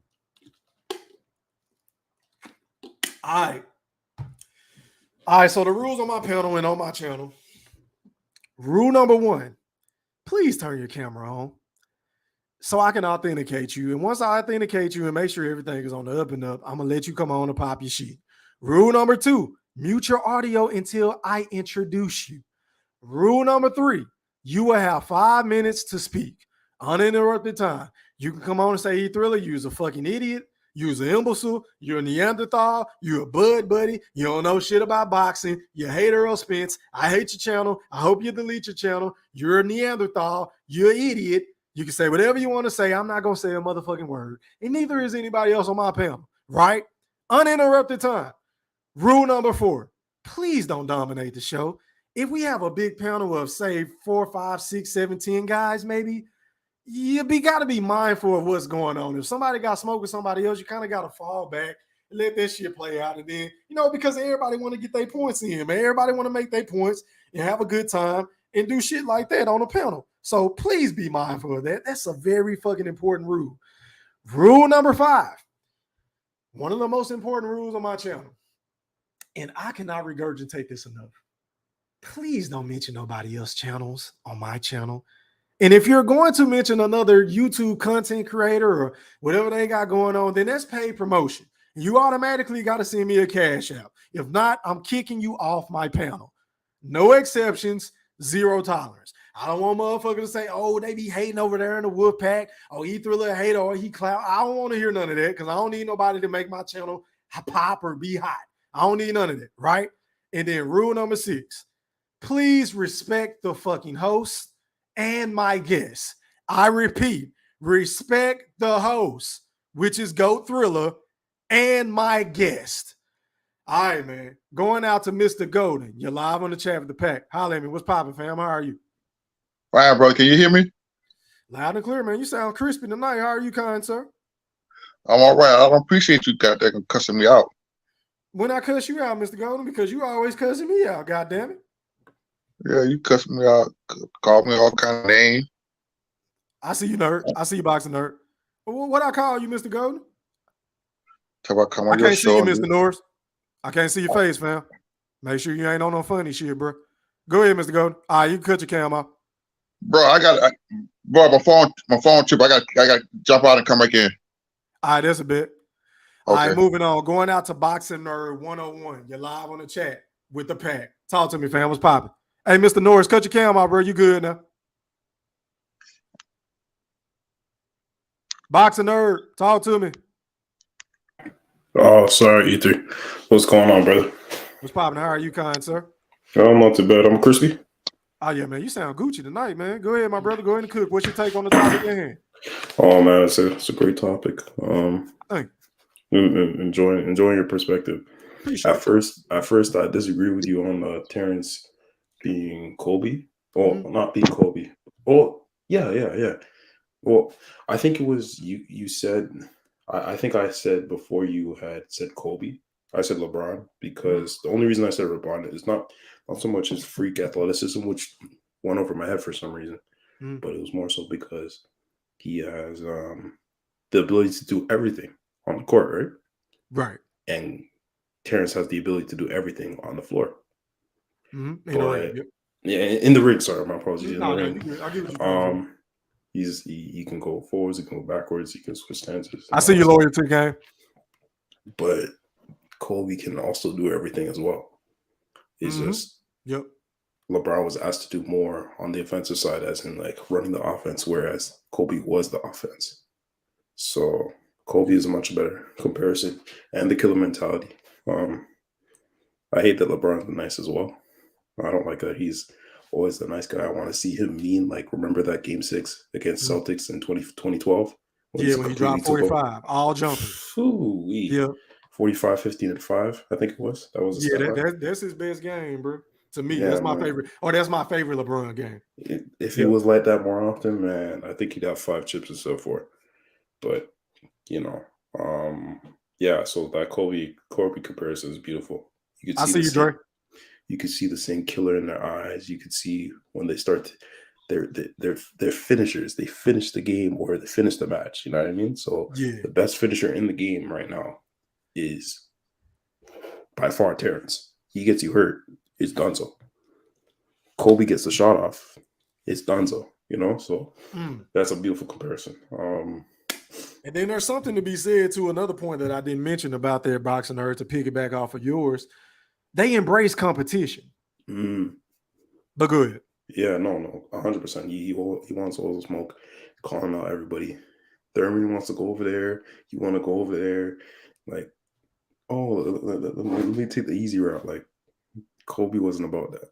Kobe was Mamba mentality. And I feel like Terence Crawford embraces that to the fullest, you know? But that being said, it's a beautiful fight. The guy that was telling you to watch the Cyric fight, that's an amateur fight in 2011. Oh, okay. Yeah, it was a taller southpaw that he was fighting, and it was interesting. But yeah, Earl really ain't fought that many southpaws in his career. He done only fought 3 in the professional rankings, right? He fought Chris Van Herden. He fought Larde when he got rocked, and I think he fought one more, but I can't remember. Who was the third one? I can't remember. I have to do my research. Chris Van Herden, Marte, and Bundu. It's one more. I can't remember. Bundu. I think it was Bundu. Bundu. Okay. Yeah, Bundu was an old ass southpaw, but he was a southpaw. But yeah, man. And for the Teo fight, I might be picking the opposite side. I think Teo might win because he's a good counter puncher. And Josh Taylor might be emotionally too into the fight, and he might play into Teal's hands. I feel like Teal is just a troll, and his whole plan was to get Josh Taylor riled up, just because everybody's been talking trash about him for all this time, and it's just getting to his head. So Teal just stirred the storm a little bit more, and Josh Taylor wants to get his hands on him so bad that he might run into a right hand. Because the biggest kryptonite for a southpaw is a straight right hand from an orthodox fighter. So you just never know. But Teal's compromised mentally, so it can go either way. It's a pickup, honestly.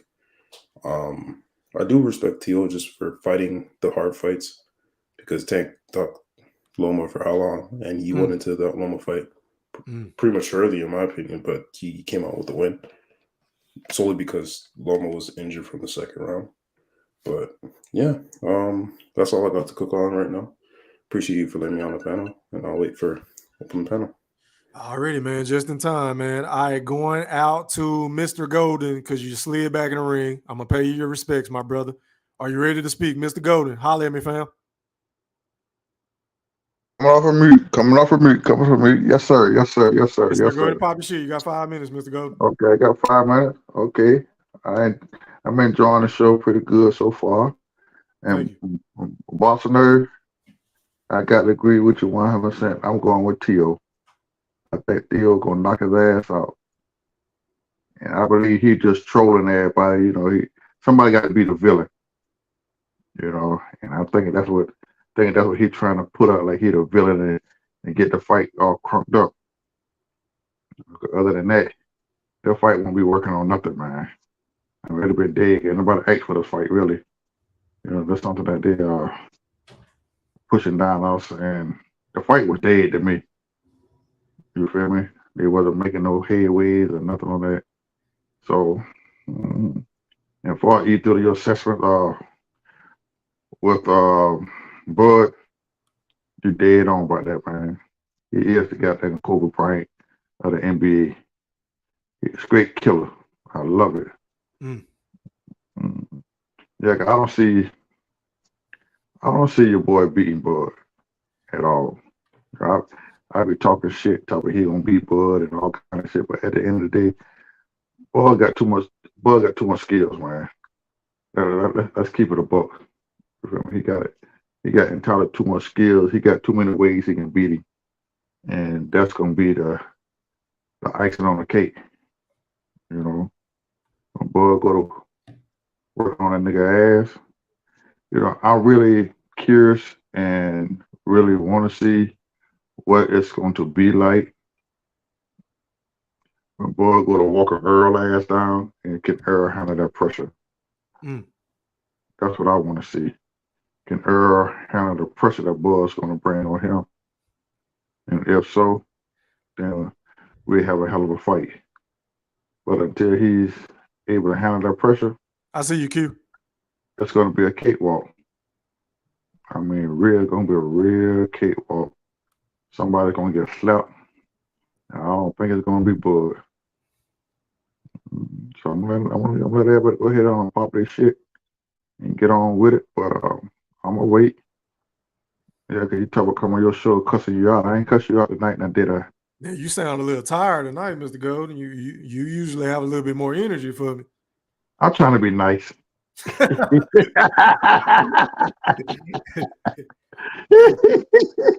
Already, I appreciate it. I'm trying to be nice because you always don't bust me out talking about doing some bullshit. So I'm trying to be nice tonight. I ain't starting no shit. I ain't gonna say nothing.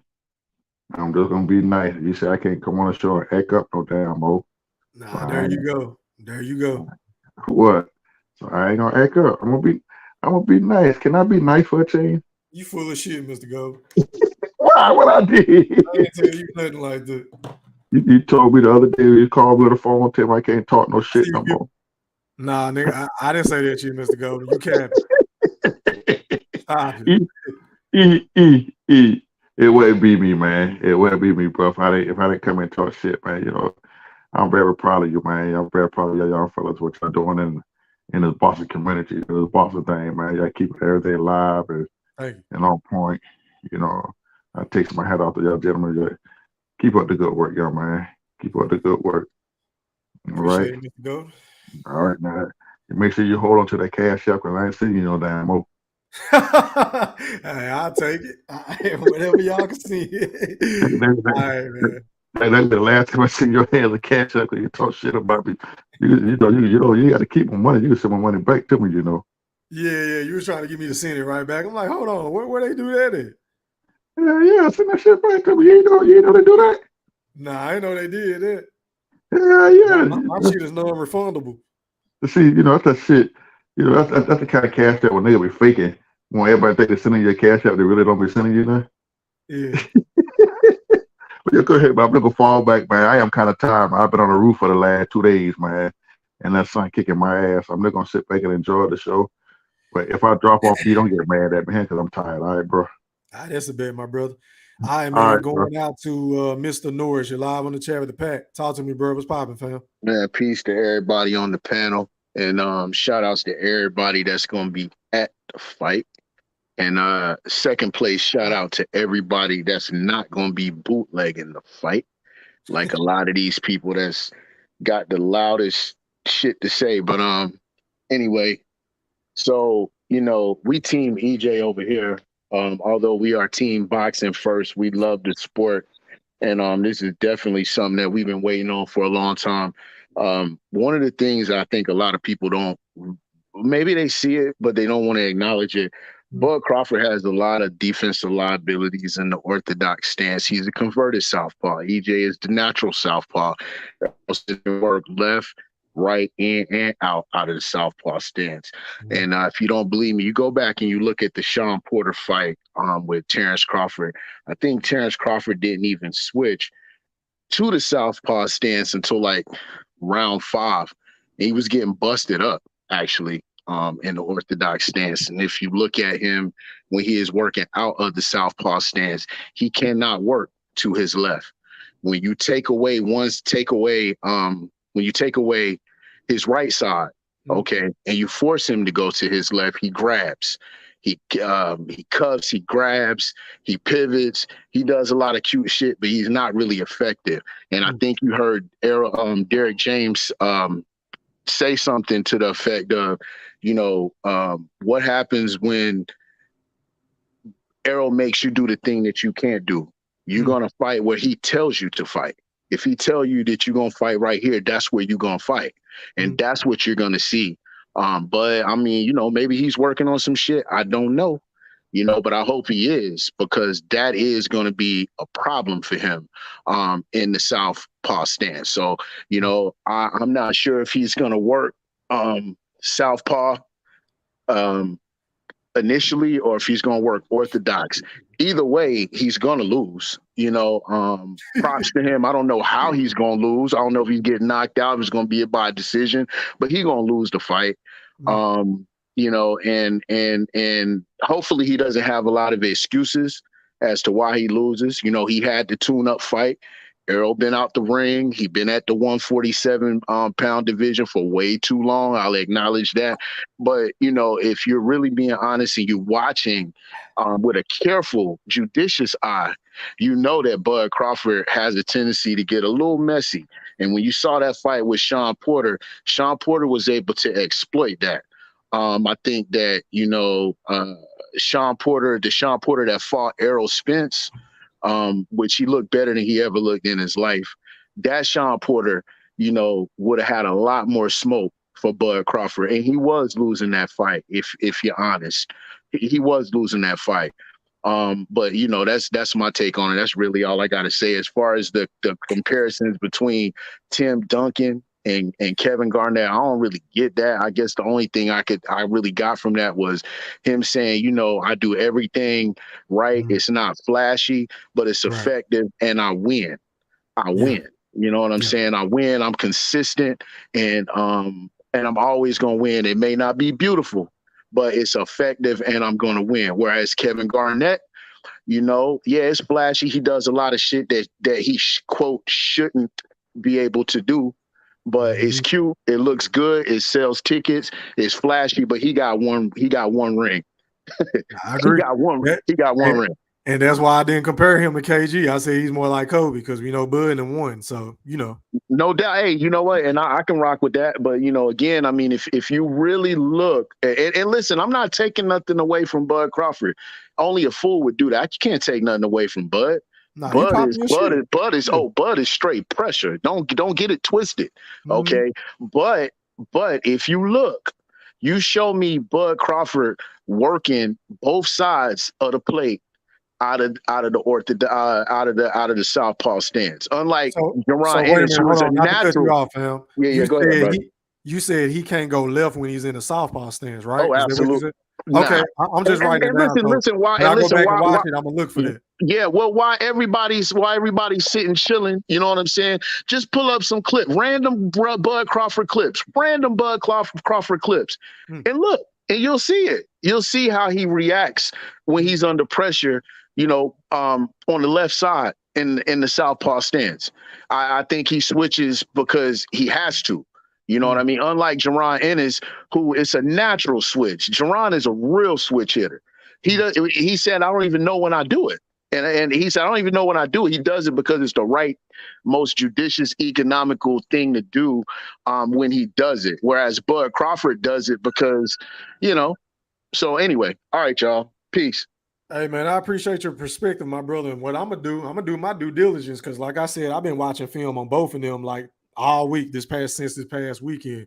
I'm going to pay attention to that, bro. But you never keyed in on that. And it's interesting. You're going to check it out. You'll see. Yeah. I'm going to check it out for sure. All right, Mr. Norris, I appreciate you for tapping in, my guy. All right, going out to Mr. INTJ. You're live on the chat with the pack. Holla at me, fam. What's popping, bro? Hey, shout out Thriller and everybody on the panel. Yeah, and I know you cook like you usually do, and I agree with your assumption about pretty much, the analogy of Tim Duncan and the Kobe analogy. I kind of look at it too, kind of like more of a Klay Thompson type of Kyrie type of thing, like where Bud has so many tools. Like Kobe was good, but like Bud has so many tools that's unique. Set him a little apart from everybody else to where. Like he has a different type of bag, you know what I'm saying? He hasn't been shown to go fully in it, but like Klay is effective, like how early, straightforward. But to the guy on the panel that was saying that he don't see how Bud could win. And I was just thinking, because this is the thing I think I had talked about you on the last panel. Like, everybody assumes that EJ is the strongest, and people forgetting it. I'm not saying like said a car accident took anything from him because he had no broken bones.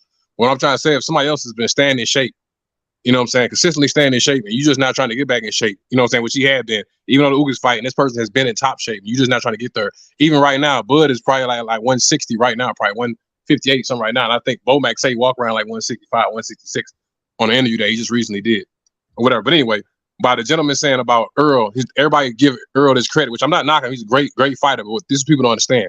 They talk about, oh, EJ defense is so great. You have to realize he's the bigger man. He's a stronger man. So, meaning he's jabbing, people are respecting that. Meaning they're blocking most of the time. So, meaning he's not getting punched as much. That's how when you're throwing 1,000-some punches, that means you're not getting hit by nobody with no good counter, because to throw that many punches and not respect somebody got them coming back says a whole lot. And what I mean by that is, for example, the fights you go back, like the gentleman that was just on the panel just went on, go back and look at EJ fights, like we saying, and go back and look at the fights when he's had to block 3 and 4 hit combinations. The stuff gets through, but he's throwing so much offense to where people rarely can do that. They got to just throw one and try to get out the win. He's steady, putting onslaught. And the difference between Bud is they throw combinations. It's like anybody with like Lomachenko, even though like why the fight look competitive with Lomachenko, because when somebody throw combinations, even though I believe Devin was slipping most of that stuff, like we've never seen Errol.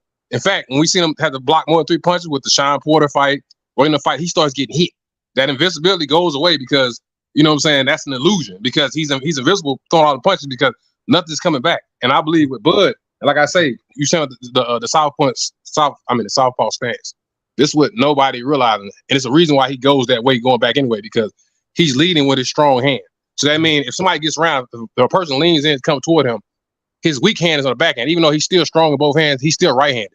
So that means him swiveling and going away. So I mean, if somebody reaches over, he can spin off and at least try to hook somebody across with the body, which he does a lot, which you call Sean Porter with when somebody get greedy. So it's reason he does certain things. It's a trap. It's like, okay, now you're greedy, you're coming toward him. If I swivel this way, I can still check hook you with the right hook. But that's my dominant hand, which you call Kell Brooker, which you didn't see. And Earl's whole little tap with the jab, stick his head under, come under. That's gonna be real difficult when somebody got their dominant hand and are hitting you. And like I say, the thing that if I was Bud and I wouldn't have told him is Bud is strong, I wouldn't even let them know that. I let them Earl go in there with this perception that he has. And the reason why I don't believe the hype that Earl can go in there and just dog walk what's called, he respected Mikey. Now, if you respect the Mikey, you went there trying to box him, we know you're gonna respect Bud. So that stepping stuff is just a strategy that I know is not gonna happen. Because if he's stepping the Bud like that, I think he's gonna get put to sleep. I'm dead serious. Because I don't want him to see him spit the mouthpiece off when he get clipped like he did with Danny, you know, or when he did with Ugas and the referee gave him a chance to recover. So these little things that people saying he's invisible, like, no, it's certain things. If you look at, no one's forced him to really show. Even if Danny Garcia fight, Danny waited to end the last 12 rounds to throw a 5-6 hit combination, landed I'm saying, yeah. You see what I'm saying? So it's like let's be real. This dude Earl is not invisible. He's got away with this because of the level of opposition, which I'm not knocking. Because like we look at this, Danny's good, but Danny's flat-footed. We all know that. Let's be for real. Danny's flat-footed. Danny's gonna be there to be hit. He's trying to wait to counter. Let's be for real. Bud is not gonna sit there and just, I'm gonna let you just tag and I'm just gonna wait to hit you. He's gonna make Bud, he's gonna make Earl reach and do a whole lot of stuff that Earl not used to doing. And like I say, we've all, another thing too, we saying about, oh, Bud get hit a lot.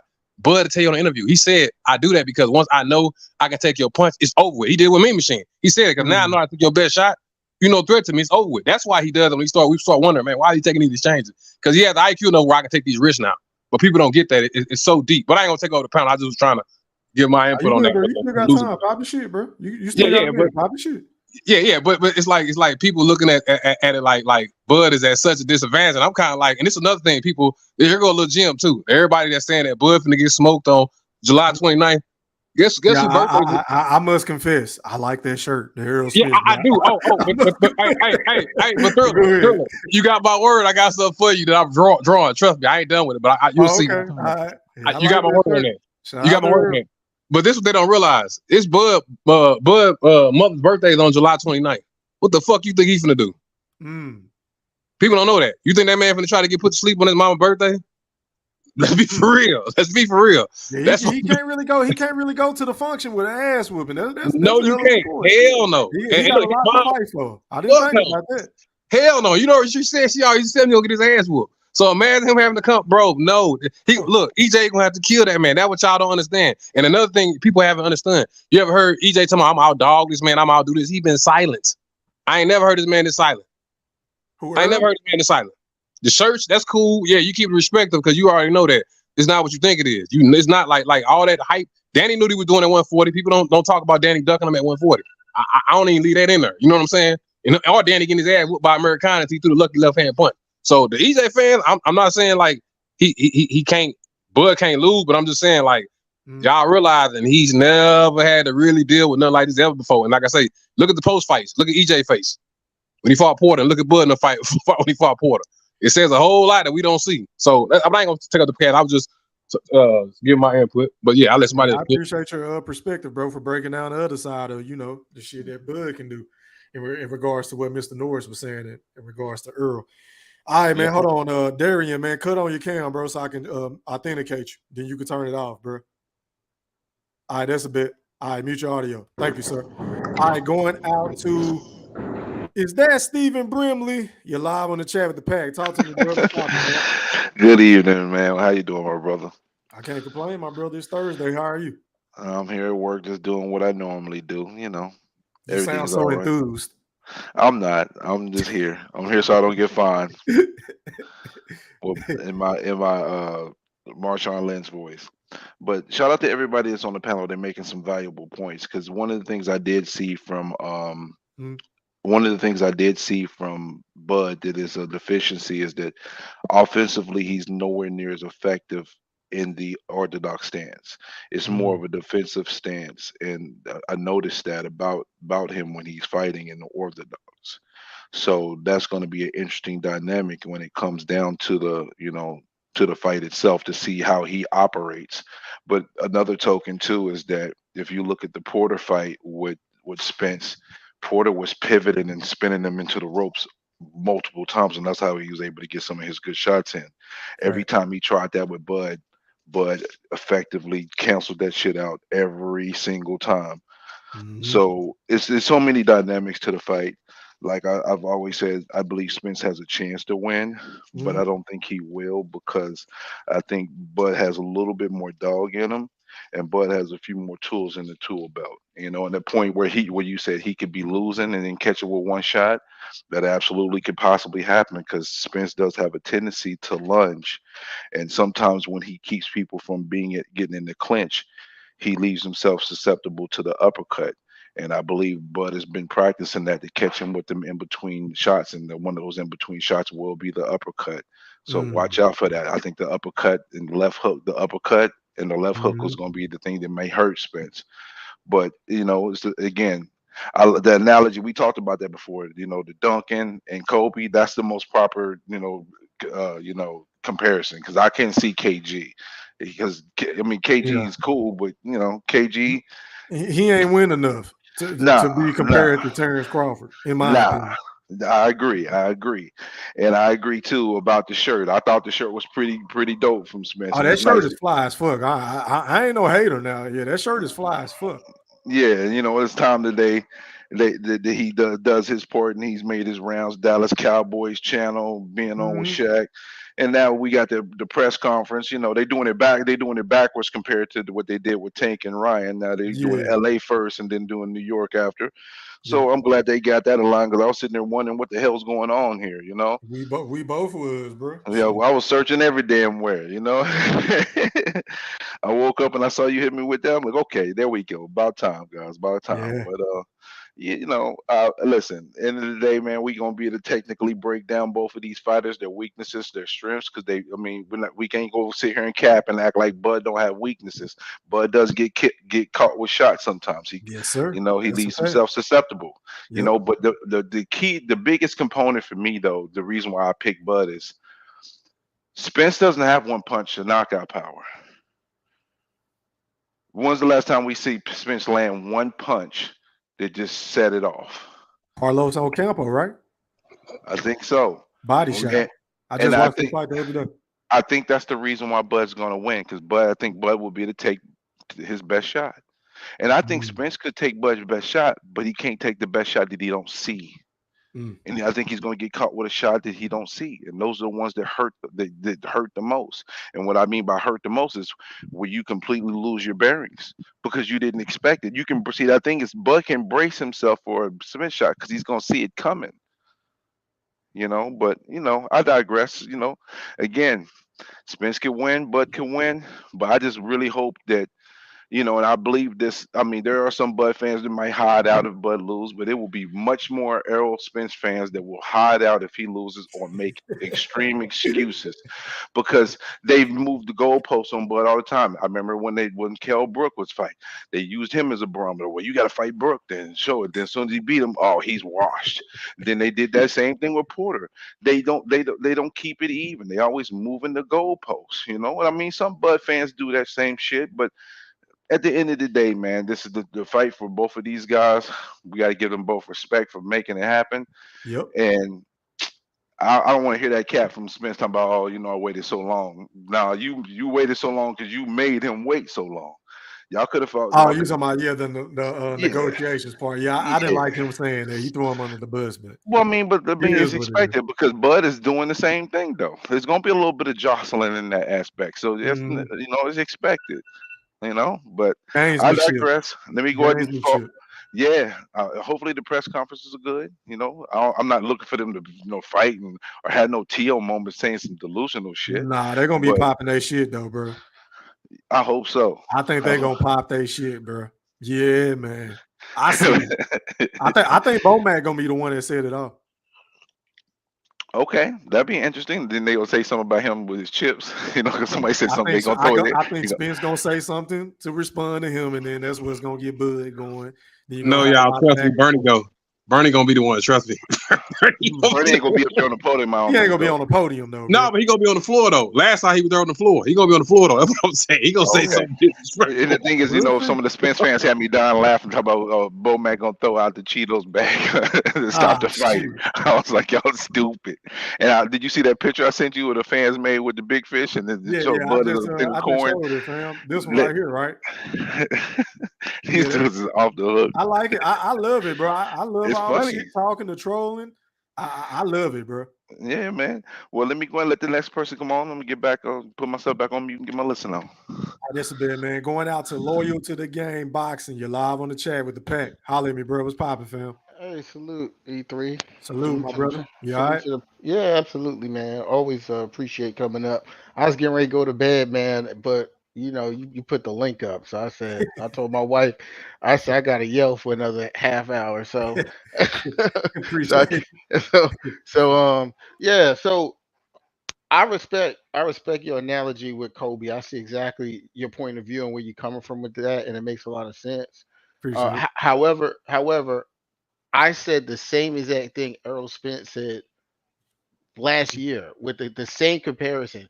And I think the reason for the comparison, it doesn't have anything to do with the titles. It's just that both of those guys play the same position.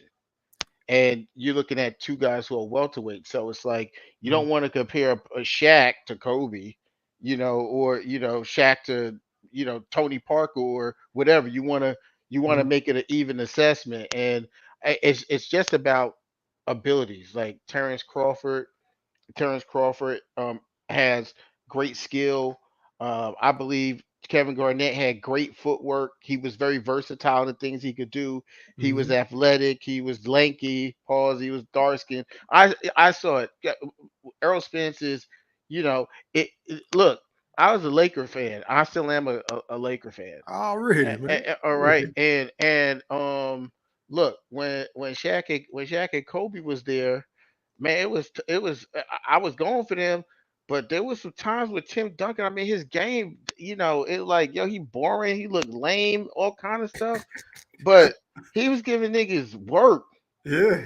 We Every couldn't guard him, bro. yeah, it was We and couldn't guard him, it bro. was everyone. It was even the ones who had good defense like Rasheed Wallace back then. Like all of those guys who were good back in the day, who were athletic, who were really good players. Tim Duncan didn't look half as athletic. He looked weird. He's shooting bank shots. That's like the equivalent to Spence jab. But it's like, yo, this shit, you taking an L after you look up. This nigga got 30, 20, and 5 blocks. You know Yeah. what I'm saying? So I just think it's the comparison. I made the same exact comparison just because you want to compare apples to apples, in terms of position. But with the championships and everything that you said and that killer instinct like Kobe, I can't say no. The only thing, the only difference, the only difference where I have to give you a little shit with the Kobe comparison is Kobe Kobe wouldn't have fought no damn amnesia. Okay, Kobe mentality. Kobe mentality. See, certain people, and we can even go to Floyd Mayweather. When you want to go pound for pound best, certain people love the sport and believe in themselves so much. Like when Floyd Mayweather fought Oscar De La Hoya, he just wanted to be the best. He took 20% away. I'm not saying Bud was supposed to take that. I'm just saying it's a mentality about being an all time great. Is when that comes first. And if I'm just being honest about Terrence Crawford, I can't be mad at him. I mean, dude, I think I like 6 kids. He got to think about business. He got to think about business too. I can't knock him, but I also got to give Terrence Crawford fans a hard time about that because they had a problem. They was calling Spence fans accountants and all kinds of shit for 5 years. So it got to go both ways. It can't just be when our guy do it, it's okay. You gotta think about business. But when everyone's explaining what they were doing on that side, it's called ducking. So if it's good for one side, it's good for the other. All right. So the next part of it is when we talk about the fight and the matchup you know, I'm a diehard Errol Spence supporter. I'm not a fan. I'm a supporter. I'm not, because fan is short for fanatic, and it's like you can't see past the glaze in your eye for it when you a fan. And I'm not with that. I call a spade a spade. Last night I watched the Sean Porter fight from top to bottom. Listen, I hear what the brother just said before about comparing all of that stuff with Errol Spence and Sean Porter. The Yeah. Errol Spence getting in the ring with Terrence Crawford is not that Errol Spence that got in the ring with Sean Porter. Let's not act like was 2 weeks after that fight he got in that accident. That man was living a very very very fast life, and I'll share this, and I ain't gonna go too much into detail about this. After the Carlos Ocampo fight, I went out and I partied with Errol Spence. I went to 2 clubs with him and the Charlos. And I just say, I understand some stuff. You know what I'm saying? Shame on you. You know what I'm saying? Shame on you. I understand some stuff. So people, at certain time they was living fast. People was living fast, and I was really let down with the Mikey Garcia fight. I was on the floor, and I was let down in the Mikey Garcia fight because I knew that Errol Spence had not like trained properly because he was in a fat camp. I could see it. When I went to the Mikey Garcia fight and went to the weigh-in, the person I sat next to that I met there was his trainer Blu-ray. It just so happened that I sat next to Blu-ray. I was like, "Yo, what's up, Blue? Blah blah blah. I'm Kwame. Blah blah blah." From low to the game, whatever we was talking. And I looked at Earl at the weigh-in. I looked at Blu-ray. I said, "Yo, Blue, he ain't worked with you for this fight." And Blu-ray looked back at me and said, "What made you say that?" I said, "Look at him." And he just looked at me and laughed. You know what I'm saying? I said, "Look at him." I said, he said, you know what I'm saying? So who we see now as who's getting in the ring with Terrence Crawford is not the same person we're gonna see that you saw against Sean Porter. It's not gonna be the same person that you saw in there with Mikey Garcia. Uh, y- what I will say is this: Terrence Crawford, he has a lot of skills. He does have a lot of skills.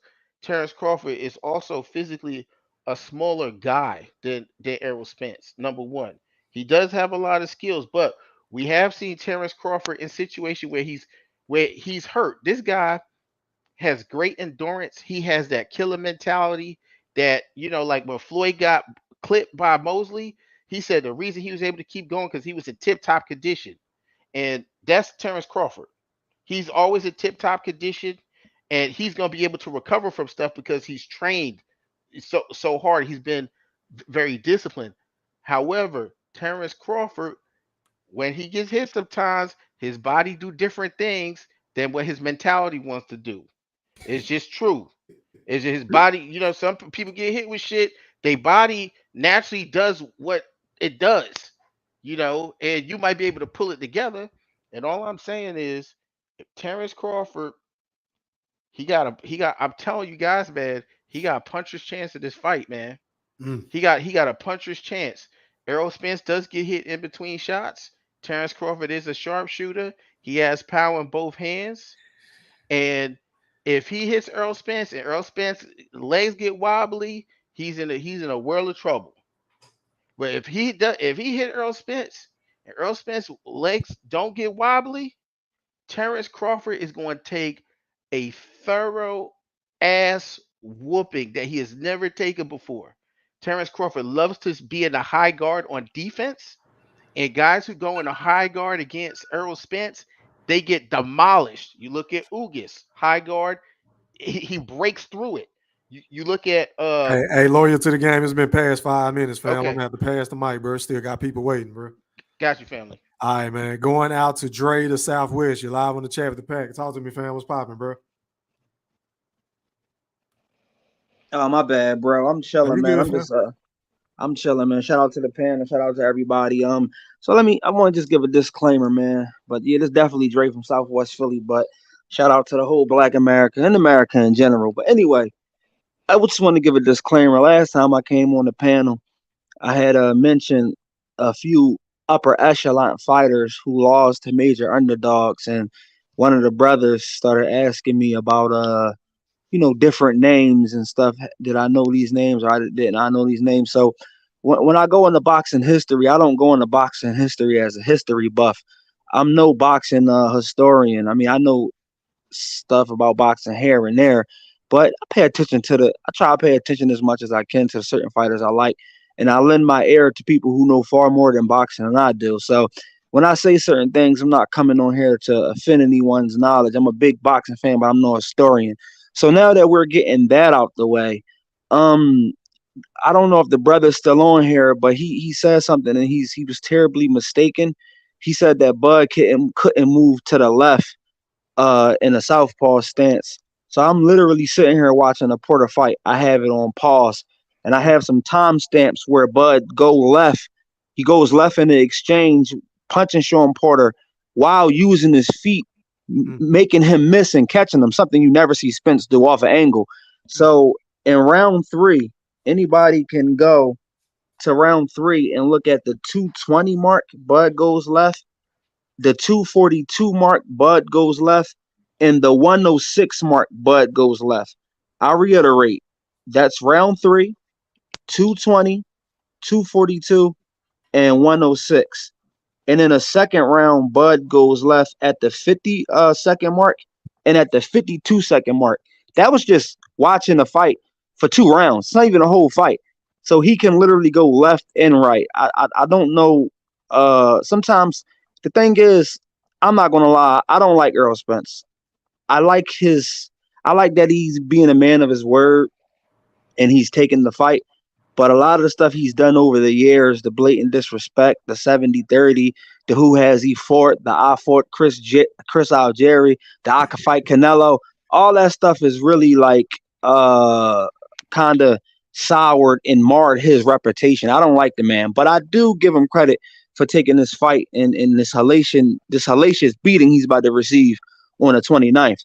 But my point is that when I'm not, if a person were to ask me, hey, yo, Dre, does Errol, who has a better work rate out of Errol Spence and Terence Crawford?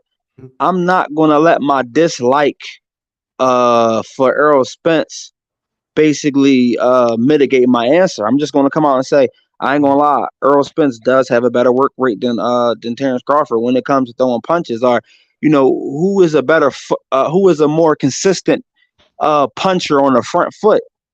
I'm not going to let how I feel about Spence mar my answer. I'm going to say, well, on the front foot, Errol Spence have showed a proclivity to go longer than Bud. So it's certain things I'll give Errol Spence his credit.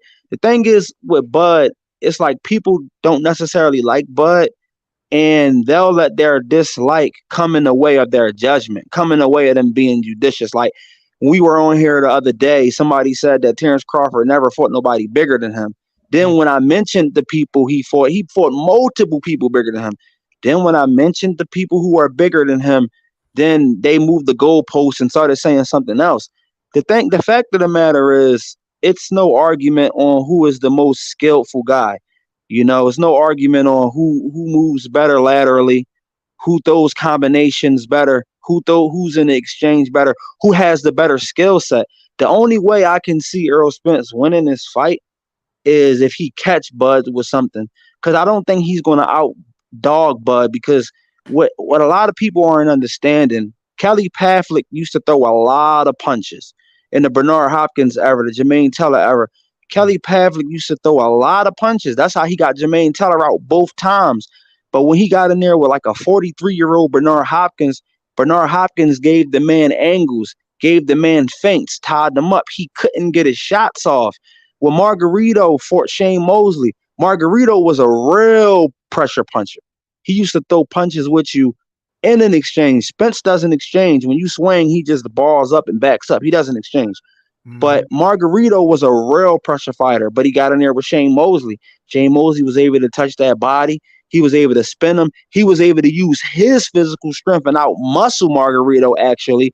And Paul Williams was able to do the same thing. So just being a front foot heavy fighter, it's a terrible matchup when they go up against a guy who knows how to move.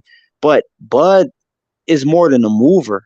He can actually stand there with you and bang and throw vicious body shots and lead like he did against Kavalauskas. Kavalauskas, who Mikey Garcia brother, I think what's his name? Robert Garcia? Yeah, I think Robert Garcia. Trainer. Yeah, Robert Garcia said, listen, I'm gonna tell y'all one thing about Kavalauskas. He said Kavalauskas is a puncher. He said when I trained Kavalauskas and he was in my stable, Kavalauskas was the hardest hitting welterweight I had at that time. And we know Kavalauskas is a puncher because look what he did to Virgil Ortiz when he hit him with that sneaky uppercut. He damn near stopped Virgil Ortiz. Virgil Ortiz showed some resolve and went on and won the fight. Credit to him. But Crawford actually fought against bona fide punchers. So I don't know too much about basketball. I do know Kobe is from like Lower Marion, like right outside of Philly. Parts, man. Yeah, Philly. Yeah. So we gonna claim him, man. We definitely gonna claim him, but got to. but I don't know too much about basketball, man. But I'm going to end it off with this, man. It's nobody in the game right now who can do what Terence Crawford does, and there's nobody of yesteryears, from what I've saw, who could do what Terence Crawford does, except for Marvelous Hagler. No one can fight as efficient out of the left-hand stance and then turn it around to the right-hand stance. And there's one more thing I want to say, because I know my time about to run out. Somebody said that Bud is a converted southpaw. I mean, even if he is a converted southpaw, he fought against natural southpaws and beat him. He fought against Felix Diaz, who was a southpaw, and he beat him. He fought against Ndongo, who was a southpaw, and he beat him. Hank Lundy could go left, and he beat him out the southpaw position. And somebody said that Boots said that Crawford isn't a switch hitter, a real switch hitter. Crawford, not if you can knock a dude out from the right-hand stance, and if you can knock a dude out from the left-hand stance, you are a switch hitter. This is my last point right here. Andre Ward said that this is how you know a person is a true southpaw fighter, when they have a jab out of the stance. And Crawford has one of the best jabs out of left-hand stance. So let's stop letting our dislike for these fighters take away from the significance of their skills and what they can actually do. And that's all I got, my brother. Appreciate you, bro. Hey, JMac 504, cut your cam on, man, so I can authenticate you. And then once I see who you are, you can cut it off, bro. Appreciate you. That's a bit. You can cut it off. All right, man. Going out to the BFB Master Q. You're live on the chat with the Pat. Talk to me, fam. What's popping, bro? Man, what's good with it, fella? All right, man. I can't complain. How are you, my brother? Oh, man, I'm all right, man. Listening to all this propaganda, man. God damn, man. But you know what? I'm not even in the mood to try to change nobody's opinion or fight what they say, think, or believe. Because one thing, two things was told. On the 29th, when Buddy gets stopped, I repeat, I do not want to hear no motherfucking excuses at all. Because all I'm hearing is great this great that. history this and history that and like and dislike shit. For me, I can't speak for all Errol Spence fans. For me, I don't dislike Bud Crawford. I dislike his extremist Bud Buddy ass fan nation. That is too extreme, man. They too emotional, can't never stay on topic, and they be with these great points, this great that. Like I say, I don't want no excuses, man. I don't want to hear the Earl was too big because you niggas already knew this. I don't want to hear no excuses of the athleticism's gone. He waited. I don't want to hear none of that shit. Because I tell you what, Earl just gotta don't try to get greedy, man. He just gotta try not to get greedy. You know. Earl gonna dictate this fight like he dictate all this fights. All this boxing skill bullshit, that shit's finna go out the window. We gonna make this nigga fight. Like I say, man, I'm not saying Bud ain't got no power. I'm not saying Bud ain't got no strength. But history has very been hard to be defined, man. Like I say, man, it's very rare when a great little man beat a great big man. You know. And what Buddy going up against July 29th is a great big man that he got to be perfect. Errol Spence don't have to be perfect. He just have to not be greedy. If Earl cannot be greedy, I see this fight going one way and one way only, man. You know what I'm saying? If he don't be greedy. That's just the if. Because if he does be greedy, he can allow himself to be open to some shit. That's just a fact, Thriller. So I'm interested in seeing what the game plan the great Derrick James gonna install.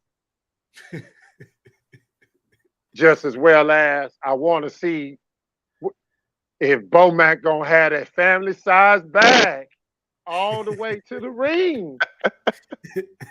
Cause I can see him throw it in the Cheeto bag, you know what I'm saying?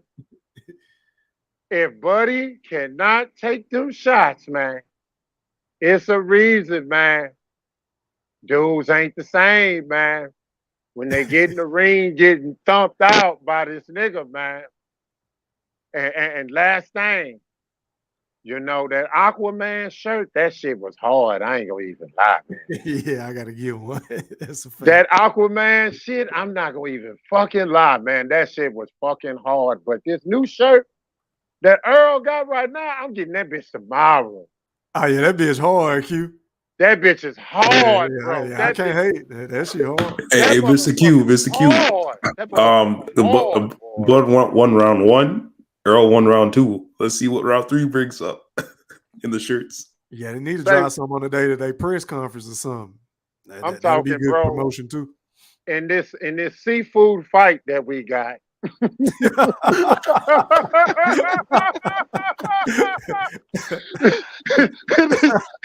this seafood fight that this festival that we gonna have on the 29th, because either somebody gonna be frying fish or somebody gonna be eating them crawfish nuggets, because we not gonna be worried about them nuggets, them crawfish nuggets. Come July 29th, man. We not worried about them crawfish nuggets, man. Crawfish like I say, nuggets? man, them crawfish nuggets, man. We not worried about them crawfish nuggets, man. What the hell's going on here, man? A little It's bit time, there. bro. Go ahead, Q. We ain't gonna be worried about them crawfish nuggets, man. Like I say, man, Earl gonna be the bigger man in the ring. He gonna show and put that shit on display. And like I say, Earl gonna get hit with some shit, but I believe he got the chin that gonna stand up under that shit. I just want to see if Buddy gonna be able to stand up under Earl shit. Cause I just don't think so, bro. I just don't think so. And that's my time on that, man. Already, man. Shout out to the BLB Master Q. Appreciate you, my brother. All right, now going out to J Mac 504. Hey, Mr. Norris, cut your cam back on and I'll bring you back on. You're live on the chat with the pad. Talk to me, J Mac. You got 5 minutes, bro. Pop your shit. Yo, can y'all hear me? Yeah, we can hear you. Go ahead, bro. All right, my server's been working real bad, so if I cut off, let me know. I see you, Mr. Norris. All right, July 29th. I didn't even know that was Deborah's birthday, so I mean that even is confirmation that I know he's stopping dude, and that's what his mama want. So he definitely go put on the show. I think the Kobe comparison, I like the Killer Instincts. I'm gonna put Jordan on it though. Jordan had a competitive drive, almost like a sickness. I think Bud shows it. The only thing that's hard to compare to Jordan, because Jordan is great and he's retired and has accomplished so much. So we got his whole career ahead. Bud's still in his career, but I see some competitive sicknesses that I think Bud do have when it come down to being a competitor. I think that what kind of gives him the edge and that fighter's pride that a lot of fighters don't have. Not saying these guys are great athletes or great boxers and competitors, but some people just not mentally like equipped with that. Um, Bud and Spence. I always had Bud knocking on Spence before the car accident and all that. A lot of dudes kind of came around to it late, in my opinion. I think Errol lacks the foot speed and the hand speed. When I watch Bud and when he struggled with fighters, like maybe glimpse of Sean Porter, Iroquois Gamboa, I ain't gonna say Felix Diaz because he kind of like dealt with Diaz, but like just certain glimpses. Like them dudes have foot speed, head movement, quick hands, or decent hands to where with good foot speed to where they can close the gap on Bud. Bud got long arms. So he kind of depend on a lot of range and he like to counter and like place his shots. But will fight you on the inside with mindful like discipline, meaning I'll get back to that because I know a lot of people got to say about his openness that he get hit with.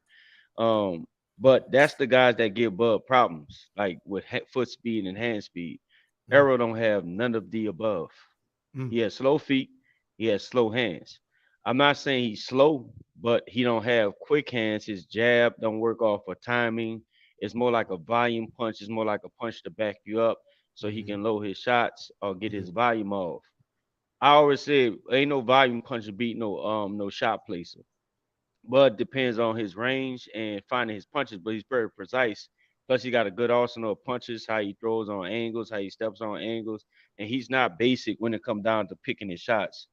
So it's gonna be hard for Errol, in my opinion, to close the distance or bully Bud in any way, because one, Errol may be the bigger man, but I don't think he fights or willing to abandon his balance to compromise Bud and put Bud in a situation. When I say abandon his balance, meaning like dudes who big and strong, sometimes they just willing to do whatever they need to do to rough you up, put you in position. But Errol don't fight that way.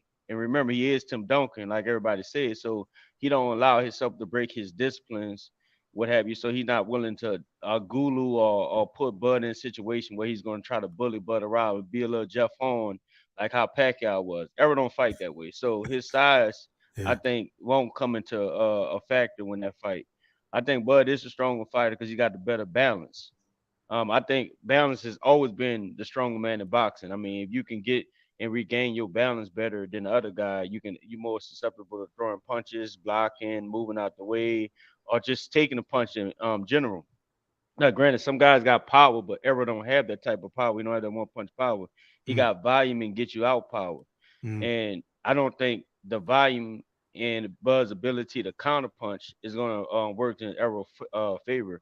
I think somebody was speaking on his front foot dominance and what have you. And I was listening to what they're saying, but being that his jab and he don't move his head, it kind of keeps him in the spot. He's not a counterpuncher. He don't set it up. It's not no time. It don't change the speed. It's more like a bullet jab. It's more like the Jamal, the cello jab. Like them boys are Texas, they got that strong ass jab, but I see a lot of things that they haven't evolved to. But it is a strong jab for guys who can't handle that type of pressure. I think Errol will get knocked out between 8 and 10. I think he'll walk into something and get caught by something he don't see. Bud to me he don't have great power, but he got sharp power, and I think he gets his knockouts with a lot of people. I think a caller two or say to go. A lot of people get blinded by Bud hate, and when you bring up how he knocking dudes out, they want to always talk about the level of competition he fight. And I'm like, man, damn, dude, you didn't see how he set that knockout out? You didn't see how he hit it with the dude, hit the dude with the shot that he didn't see, and it opened it up for everything else. But they always just say, man, it's the competition. This ain't gonna happen. This ain't gonna that. But they're not gonna say that the Kavaliauskas fight was he was a counter puncher, and he actually, when Bud was trying to be aggressive, he actually showed Bud what he can do very good, and it just cost Kavaliauskas because when Bud turned into that gear, he just was too much for him. Even with the hand speed of Benavidez, he might have had a messed up leg, but he still had sharp hands. He was quick, and Bud had to work to get in on that because it wasn't easy, so he had to wear him down. It's a bunch of fights that I go back and see. I want to say this about Kell Brook, Sean Porter, and it's another fight. I had Errol. I could think about Errol. Oh, and Danny Garcia. Danny Garcia had success with Errol. Danny Garcia is flat-footed. He had success with Errol jab and was able to come over Errol's jab. Now, put Bud footwork in there and his ability to set up counterpunch with the longer arms. All right. Sean Porter. When Errol claimed he wanted to fight his fight, that's bullshit. Errol didn't have the speed, the head movement, the balance to move away from Sean Porter. That's bullshit. Everybody buys into that. Sean Porter took his jab away because I told you his jab is basic when it come down to athletic guys. And he took his jab away and he had no choice but to fight that fight. That's when I knew confirmation that he wasn't gonna beat Crawford.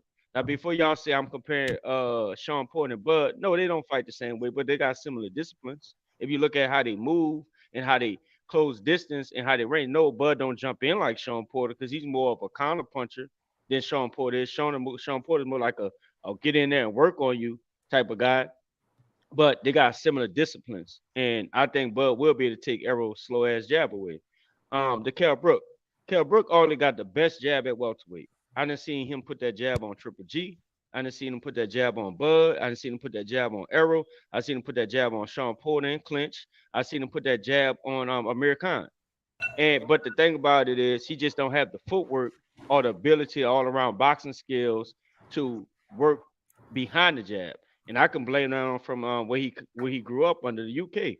I don't think they invested enough time in spending. Yes, he had good speed, good strength. He was bigger than most guys, and he was able to dominate people with that jab, but he just never developed his all-around game. So that's why when he fought Spence, all Spence had to do is push him back, and wear him down. Plus, he was coming off the eye injury and the weight cut and the rehydration clause that's naturally built in at the IBF because you can't rehydrate over 10 pounds. So all that took place, and Spence just wore him down. So what I say to this is Spence is a really good fighter. I always thought Spence would be the best until he ran into Terence Crawford. I got Bud stopping him between 8 and 10. I think once Bud really start catching with clean shit, Spence gives off his balance. He leans over his front foot when he gives work to the body. I want somebody to tell me how he gonna touch Bud's body. Every time I ask somebody this shit, they come up with this like he go push him back, bully him. I just don't get it, and I feel like they really just don't understand what Crawford's discipline and who he is. And speaking on Crawford's lack of time really speaking offensively, I think Bud, in the difference from Floyd was more defensively sound, so he didn't give up that much offense or was willing to jeopardize his being hit for offense. Bud is. So when you're an aggressive guy and you're willing to commit to shit, you're going to get hit. So all this Bud get hit. There's a reason why Bud like to sit in certain situations. There's a reason why he don't move in certain situations. Somebody say he don't move to the left is because Bud like to play and he try to gain that angle and keep his lead hand, his strong hand in positions to where he can work on you. And if he move too much, it's going to move him out of range to pick you apart or set up where you're trying to get. And we know Bud like to sit in the kitchen. Last point I want to make for his inside fighting. Volume punching and throwing out of punches doesn't mean you're the better inside fighter. The guy who sits there and pick his shit, know how to work on his shit, know how to place his shit, that's the better inside fighter. Anytime, any day. A lot of guys give credits to dudes that throw a lot of punches and say they're the better inside fighter, till they run into a guy that can sit in there and curl up, dip, put their hands in position so they can catch, pull, and whatever, and they give that guy that throw the more punches the credit. And I don't think Spence is going to be the bully Crawford. I'm going to want to see what Spence does when Crawford walks him down. I want to see what Crawford does when he's sitting in a pocket with Spence, because that punch variety Spence has, man, it's kind of like I'm just working on a bag, and Crawford ain't no fucking bag. Yeah. My last point, I don't know where I'm at. Hey, hey, man, your time. You've been going for like 10 minutes, J Mac. Everybody ready to cook, bro. My last one. The Mikey Garcia fight. On everything I love. If Errol was as bad as he really was, Errol would have stopped Mikey. You don't need permission. I don't give a fuck what fighting style you claim you wanted to prove. As he dominated Mikey, he'd have got Mikey out of there if he was able and capable of doing it. If he respected Mikey's power, he's going to respect Bud power as well. That's my call. Thank you. All right, go ahead, Q. Go ahead and rebut what he was saying, bro. I know you wanted to say. Hey, man, this is a prime example of what we be. This is a prime example of what we be talking about, man, when y'all be too extreme, bro. That's disrespectful. Michael Jordan and Terence Crawford. Nigga, Michael Jordan faced elite competition, nigga. Oh. You cannot compare that shit the same. Michael Jordan didn't go up against no avocados and no fucking green beans. Man, I'm an MJ fan. I disagree with that, bro. I'm an MJ fan. I disagree. Best, bro. He went up against the best, bro. I wholeheartedly damn, Marley can't Kevin Johnson, bro. Come on. I disagree with that one to the fullest, bro. That's too extreme, bro. He's a good, decent fighter. Don't get me wrong. I can rock with the Kobe thing. Yeah. But you talking about Michael Jordan? No, that you can't make that comparison, bro, my brother. Hey, Q. You can't do it, bro. That's disrespectful. That's disrespectful to the GOAT of basketball. Hey, Q, though. The Western Conference didn't tell Jordan, though, he was on the wrong side of the street. No, they I didn't. wouldn't give a goddamn. See, that's excuses y'all making. We That's talking not about an excuse. You said that's an excuse. And what they face. Mr. Q, let me rebut something. You said he was a decent fighter. If he beats Earl twice and goes and beats Jamel, he's gonna be a 3-time undisputed champion. And you're calling him a decent fighter. But see, ain't none of that done happen though, nerd. It's a very likely possibility. Ain't none of that done happen. It ain't gonna happen no way. He's gonna get stopped. I see a 6-round TKO. Stop. Hey, Mr. Q, how many rings did Jordan have, Mr. Q? Jordan had 6. And how many times Terence Crawford been champion so far? Champion against who? Checkmate. He's a 6-time champion, right? A champion against who? I don't respect those exhibitions. I mean, so okay, let me ask you this question real quick. This is why history. I don't respect those exhibitions. Y'all do. Okay, so what do you think of Josh Taylor? Because Josh Taylor was undisputed at 140. What do you think of his skill set?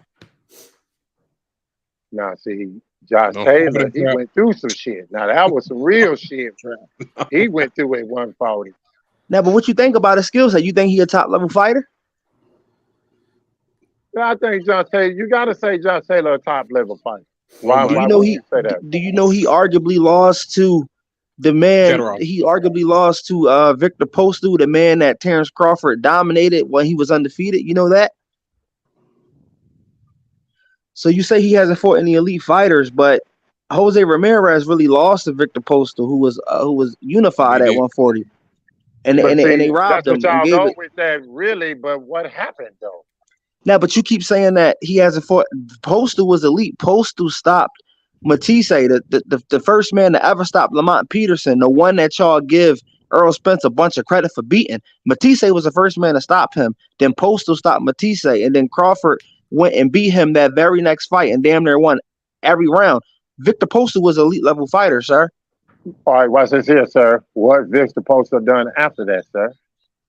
Q. I don't know nothing really. That's our point. Q, That's why we don't respect that shit, bro. Q, no, because what they do afterwards, it don't. I thought he beat Ramirez, and a lot of people did as well. Is it Q? What is it, Mr. Q? Q? What it is? Yeah, it's Q. It's cool. What's good? All right. Hey, I mean, I give your rebuttal credit on the MJ because he's still like shaping his his pathway, and I more because MJ did so much in the evolutionized the game. He didn't came and gone. Hello, His you career is breaking up. there. I don't know why. Can you hear me? Nah, he sound crispy, Q. Some might be wrong Uh, with your phone, bro. Okay, can you so repeat that again? I said MJ did so much, but I compared Bud's competitive drive to MJ, and he still got to shape his career. So let me say this: if Bud go ahead and beat Spence, he was undisputed at 140. He go undisputed at 147. He fights Charlo and go undisputed. That's a three-peat right there. That's a like, and obviously he'll be undefeated most of the time to go ahead and get that. So what would that whole weight to the Jordan comparison to you? But I only compared his competitive nature. If you really heard what I said. Yeah, well, Hold on, y'all. Hold on, y'all. Let me ask you this, J Mac, because I see where you're trying to go, but let me ask you this. This is my rebuttal to you. Go ahead. Kobe didn't have a competitive nature. No, Kobe did, but bro, like it was just as serious as Michael's, if not worse. Much in my opinion. Ooh, that's okay, a good one. okay. No, he was way more dedicated to basketball than Jordan. If we being honest, Jordan had a gambling. He wasn't out partying, smoking cigars, drinking. Kobe didn't do none of that shit, bro. Jordan had yellow eyes. So that's why I compare Bud to Kobe. But go ahead. But I'm not trying to get on the Jordan Kobe thing. I'm a bigger Jordan fan than Kobe. That's cool. But I think Jordan is greater though. So if Bud does the things he does in the sport, and if he go ahead and get this undisputed, that's enough for me because that's two weight classes back to back. If he get the Charlo, that's only icing on the tape. But that ain't gonna be easy for him to get Charlo. Can I rebut you real quick, brother? Go ahead. I don't think Terence Crawford has ever taken a retirement to go play another sport. That's all I'm gonna say. I don't, but like I think y'all digging into it a little deep. I really do. We going super deep with this shit. Can we compare Bud to an actual fighter? I mean, these basketball analogies are kind of killing me. Probably because I don't know too much about it. Hold on, Dre. You can't do that because hold on. The subject at hand was what Errol Spence said in the interview. So that's why I was joking, bro. I said you ain't hear what I said. I said because I said I don't know too much about it. I was just messing around with y'all. Oh, okay. Yeah. That's why we talking about it. But go ahead. Oh yeah, no, I'm just messing with y'all. But even if you compare to an individual fighter, I mean, who have undisputed in two different weight classes? No, I was gonna say who Bud remind me of in boxing because I don't know nothing about basketball. But let's do that. Who does he remind you of in boxing? Marvelous Hagler, bro. Because look at how Marvelous had to come up. First of all, they froze him out till they couldn't. Ted Kennedy, a senator, bro, a federal senator, had to step in and tell Bob Arum that, listen, bro, we gonna launch an indictment into your business if you don't give Marvin a shot. I mean, look, they froze Bud out until Spence had no other options. You know, that's one. And secondly, how Crawford came up. Crawford was a diamond in the rut. You know, see, Spence he's nothing like Sugar Ray Leonard at all, but he had the Sugar Ray Leonard treatment, you know, TV exposure. They already was pushing him on Spike and Bounce TV and all that. Crawford had to come up from sparring Timothy Bradley after being pro for years. Cameron Duncan didn't even know what he had on his hands. So the reason why I think Crawford beat Spence, it doesn't even have nothing to do with skills. It's basically his will. Can I will. please rebut you real quick? Just on one thing you just said. Go ahead. You telling me Bud Crawford didn't have the worldwide leader in sports with ESPN body shot? Boom. Not in the no, it's no body shot because not in the beginning. Boom. Not in the beginning, bro. Not in the beginning, bro. No. But didn't he not have the biggest machine in the sports world right now today in television? I don't think you're not contextualizing what I'm saying, my brother. Not in the beginning. He had to work his way to that. Because Marvelous had the world handed to him too before the Sugar Ray Leonard fight. But Marvelous had to work his way. They wouldn't even call a man Marvelous. He had to change his name to Marvelous. I get where you're going, Dre, because like I stated earlier at the beginning of the show when I was cooking, that's why I compared him to Kobe, because Kobe was a highly touted individual coming out of high school. But whenever he got into the pros, he didn't sniff the fucking court. So everything Kobe got, he earned it. He got it out the mud. So that's another reason how I tied them two together. But go ahead.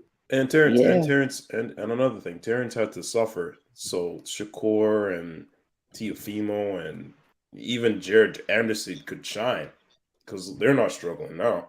They're getting paid well and they're getting promoted properly. So obviously Bob Arum is learning from his mistakes, and the younger talent is doing amazingly now. Y'all are discounting the fact that when you're an Olympian, it affords you that. Terence Crawford was not an Olympian. All those fighters, the fighters that you just named, Marvin Hagler was not an Olympian.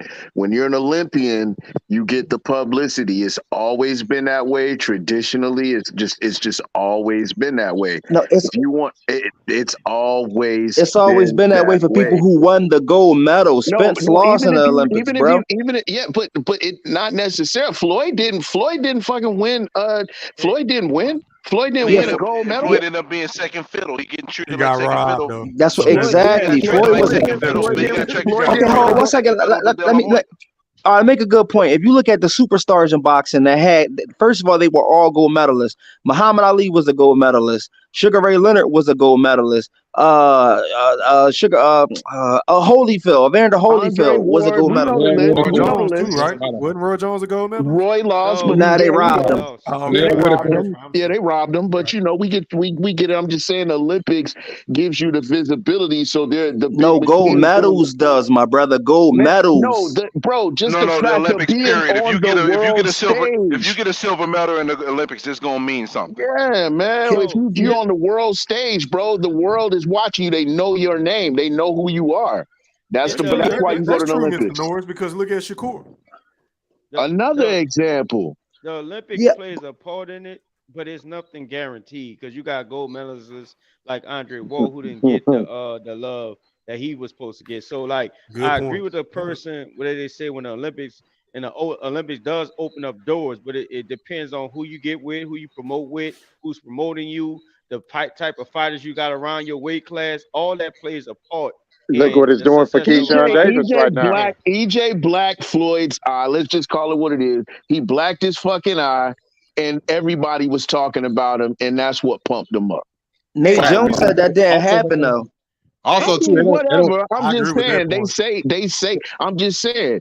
Nate Jones said he was there though. Nate Jones said he was there. I mean, whatever. I'm just saying. They said that he gave him. They said that he gave him that work. They gave him that work, and that's what got him name out. started buzzing. That's a very fucking valid point, Mr. Norris. Derek also said that didn't happen. That's a tall tale, and that's a part of Errol's sparring with Floyd. Derek who said that? Derek James. Derek James wasn't there when they sparred.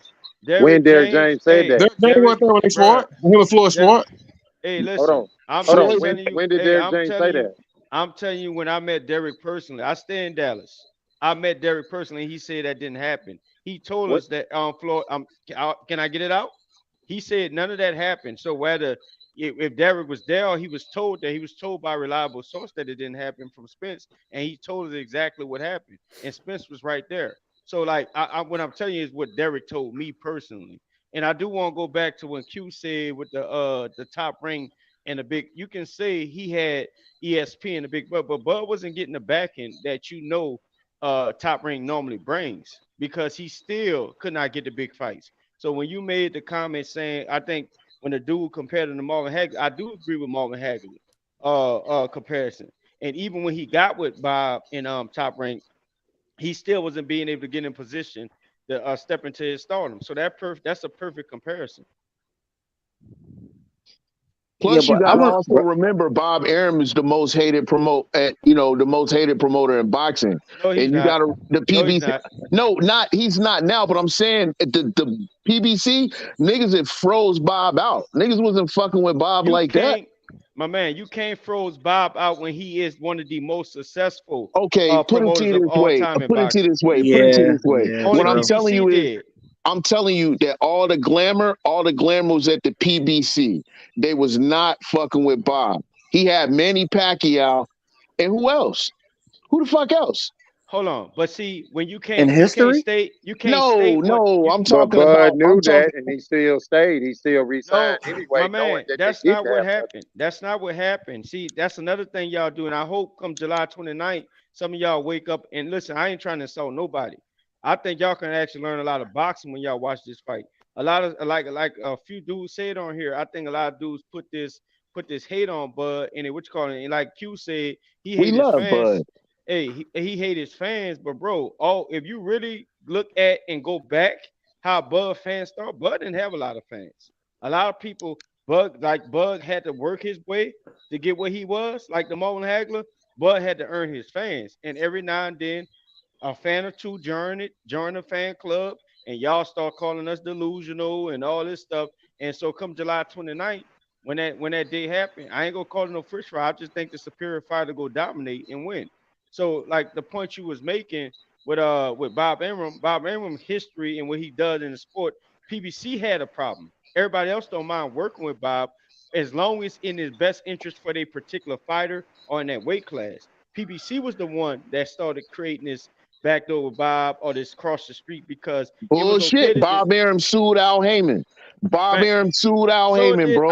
They Oscar. settled So that did too. They also Oscar. settled that. My They I man. know, settled. but what I'm telling you is Bob Arum was the one that sued him because Okay, they said we not doing business with you. We not fucking with you. that happens in the sport. Oscar De La Hoya sued them too.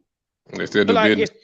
but they still go do Another business. example, Bob Arum and Don King was in the middle of a lawsuit with Bob Arum, and they made a big fight. So They No, hated each other. that's always been the case. them PBC businessmen. didn't have no superstars except for Floyd, man. Stop acting like PBC was bringing in box number pay-per-views. They couldn't freeze out Bob because their business was tanking. Why y'all think And they got Fox losing left? records. They had they had the champions. What you Well, talking about? That's PBC But had they a losing wasn't record. generating no money on the major That's the stage, reason why though. Bob sued him because he's PBC like, had a you losing not record. giving my guys a shot at those belts. What are you No, but talking about, bro? somebody said PBC had the glamour. They've been losing money for They years. got There's no fucking they got glamour over losing there. record. They got I ain't losing record. getting in all that. I don't Hey, got access to no balance sheets and all that shit. No, I'm I'm saying just saying. they got losing record for us fighters. They have a losing record when you compare them to the zone fighters and PBC fighters and what they have they fighters have a losing record. You look that Glamour.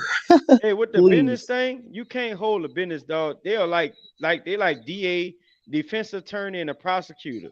Them motherfuckers laugh, but in court they go after each other. Like they go take care of business, and that's how the business of boxing work. So you can't judge one crook in the suit and not also give the other crook in the suit I the fuck same with you benefit on of that. doubt. They both I give you that. crooks.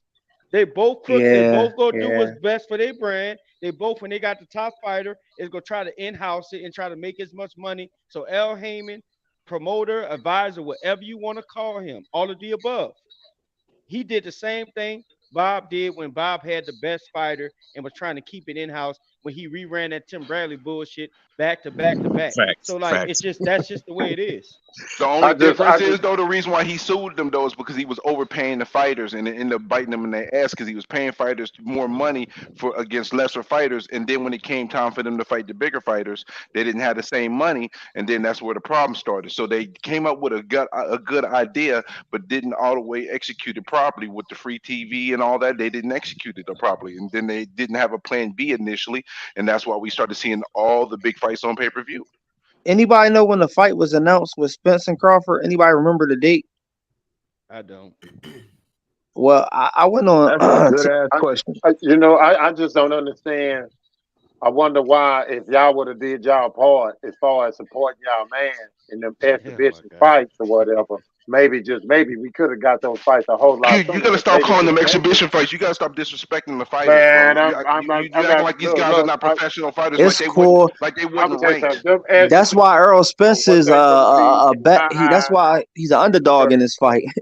Hey Q, Who hey cares? Q, That means more bet money for me. Shit, that Q. don't I got mean a nothing. question. Q, I got a I'm question. just saying, if y'all would have done y'all part, maybe because, like I say, he's y'all fighter, but y'all don't even support those You fighters. know why we did our part, my brother? The So why arena's y'all almost didn't do sold y'all out. part? The arena's almost sold out. That's And why. the That's odds how in we did Bud our favor. part. In Vegas, odds Oh, in Bud favor. So we doing our part. So that says a whole lot. Hey Q, you know what's that's gonna be just funny Hey, odd. about hey, that hold on, fight? y'all. Hold on, y'all. Hold on, That y'all. don't Mr. mean y'all doing the INTJ, you part. wanted to ask Q something, right? Go ahead. Yeah, I got a question because like this, this question for him. Now he specifically said like Bud ain't fought nobody, which we gonna go ahead and agree with that. I mean I'm not really agreeing with him. I'm just saying I'm agree with that. Here go my question. He talked about the Bud fanatics and all this other stuff. Can anybody on this panel tell me how many times you seen a Bud fan going up trying to fight Errol Spence?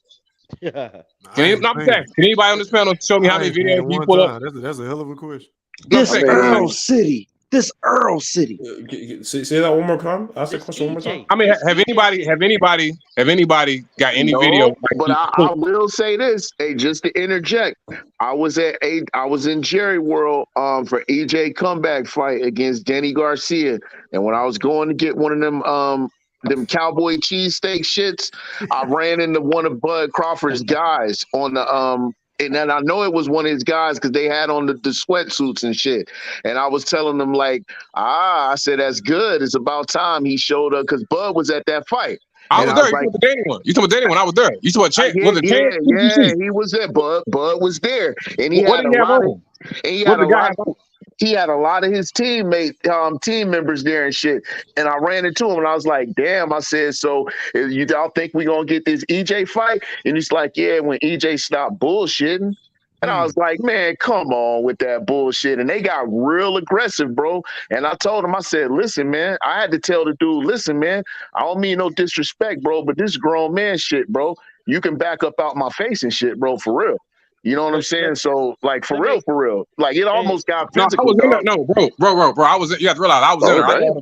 I got receipts too. I go to all them fights. I was in there. What I'm saying is, I got my ticket stub. I got the program right here. Same here. What I'm saying is, it was people there. I know this for a fact. My buddy's from Dallas. I know this. He had his whole squad with him. Then he had his whole crew with him. It was hold on, let him finish. I want to hear this story. Go ahead, Mr. INTJ. Go ahead. It was like 20 or 30 people with Bud. That's why I was asking was Chance there. I was trying to ask you who you spoke to if you say it was somebody in this camp. Because what I'm saying is, all I remember it was a slim dude. I want to say he had some braids. It was a slim dude. I just remember it was a white girl. He was with a white chick, with like a little thick ass white chick, and they both had on the TBC Bud Crawford suits. I don't remember the dude's name. I mean, I don't know his name and shit. No, that's why I was asking. That's why I'm trying to make sure. I'm like, I might have ran into you. That's why I'm just asking. That's why I'm asking that, because the reason why I'm saying that, it was 4 or 5 people trying to fight them. We got ready to go through the gate. People throwing shit. If you remember, did you run into a dude that had on some Timbs and some Timbs and some jeans and a flannel and shit? Do you remember that? Having a debate in front of the little where they sell them cheesesteak shits. If you remember that, nigga, that was me. And I told your man, back up before I go in this shit. Hey, for real. Yeah, see, that's what I don't like. That's what I'm saying. I'm trying to remember. I feel like this. When I'm cool with this, I'm gonna figure out who. Just I got you. Don't even worry about that. Hold on, y'all. So Mr. INTJ, the point that you were trying to make was you ain't never seen a Terence Crawford fan run up on Errol, correct? Yes, I've seen multiple cases. That's why I was going to say when I was there, I'm looking like it was one dude was hollering from a hotel. I'm like, what the like? It was fucking me up because it's kind of like, man, where is some of these people coming from? Like this heat. I'm talking people literally get up in Bud's face. I'm kind of like, if y'all knew how Bud was, I swear to God, y'all wouldn't be doing none of that. I put that on my life, y'all, because that thinking like him trying to like get loud in front of people. I'm telling y'all, dude will go right in the back and get with it. I'm talking about no questions asked. And the reason why I'm saying that, he's saying the fanatics, like EJ fans, like it shocked me. Like, man, you willing to get the dog sleeves beat off of you to like impress this man who don't even know you exist. Like that, I've never seen nothing like that in my life. Like, and he can show me some videos of him seeing. I can show him like 10 or 15 videos of the EJ fan taking shit too far. So what I'm trying to say is it's a bias there, and even though he not want to admit it's a bias there, like they fans take it too far. Like it's boxing, but once you start trying to go and fight this man when that's EJ battle, like that says a whole lot as a fan thing. So I mean, don't get me wrong, it goes both ways. You know what I'm saying? Don't get me wrong. You got some extreme Errol Spence fans, you know what I'm saying? They take it too far. But I'm saying, but you ain't got no videos. What I'm saying, you ain't got videos. We got receipts of that. That's your opinion. We got receipts. Oh no, man. Say, man, y'all got niggas that want to fight niggas. Okay, what a receipt? All of a sudden, you don't know boxing. We asking what a receipt said all the time. Okay, cool. What a receipt said. Shit, I'm talking about from my personal experience.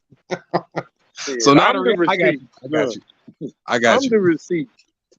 You know, all I'm saying in a nutshell is, if y'all would have did y'all part and supported them fights in the get-go, both ways, not just one way, all the way around, maybe we could have got this fight a whole lot. I would agree with you, but EJ said something in Oklahoma that he's on the phone. He said he's on promoter. That's when I had to disagree with you, because EJ called himself and said, "Hey, this EJ on the phone." He said, "I'm EJ promoter." That's what he said. I didn't say that. That's something your boy said, and all I heard was crickets. Like, if he is promoter, what the hell happened there? Like, that's my question. He got an advisor, and his advisor wanted him to do something else at the time. That's Well, what why can't he just say that? Why would he trying to play this boss? Like, what I'm saying is all stunning for the camera. Like, you doing that trying to make like this man stunning, knowing damn well you got a motherfucking manager that gets 5 to 7% of your salary. So let's stop the capping. And in fact, he had to hire a new management team to make sure he wasn't getting robbed in the back end. There's a lot of stuff that they were talking about Bud and AB didn't put Bud on game about money and stuff missing on the back end of PBC, like Bob was doing. Like, it's a whole lot that the PBC doing that. But the first thing the buddies did was ran with it, talking about, oh, he fired Al Heyman. No, he didn't fire Al Heyman. No, he didn't fire no Al Heyman. No. Yeah, that was weird. That was really weird. I don't know why people even ran with that, man. No. Instead of reading. Do anything. He just give somebody else look at his money. It's finance. You can't knock it. Y'all know what's crazy though? Well, I'm telling y'all some crazy shit though. I said this about 2 years ago. I was like, I got a funny feeling that 5 to 10 years from now and shit, you gonna see pictures of them niggas kicking it together, dog. Because they remind me so much of each other, dog. They remind me so. What you talking about? You talking about Bud and Earl? Oh hell yeah! Just they demeanor, you know what I'm saying? Just like EJ. They don't remind me nothing of each other. Let me explain what I mean. Let me explain what I mean, bro. Let me explain what I mean. Both of them dudes is them dudes that in high school.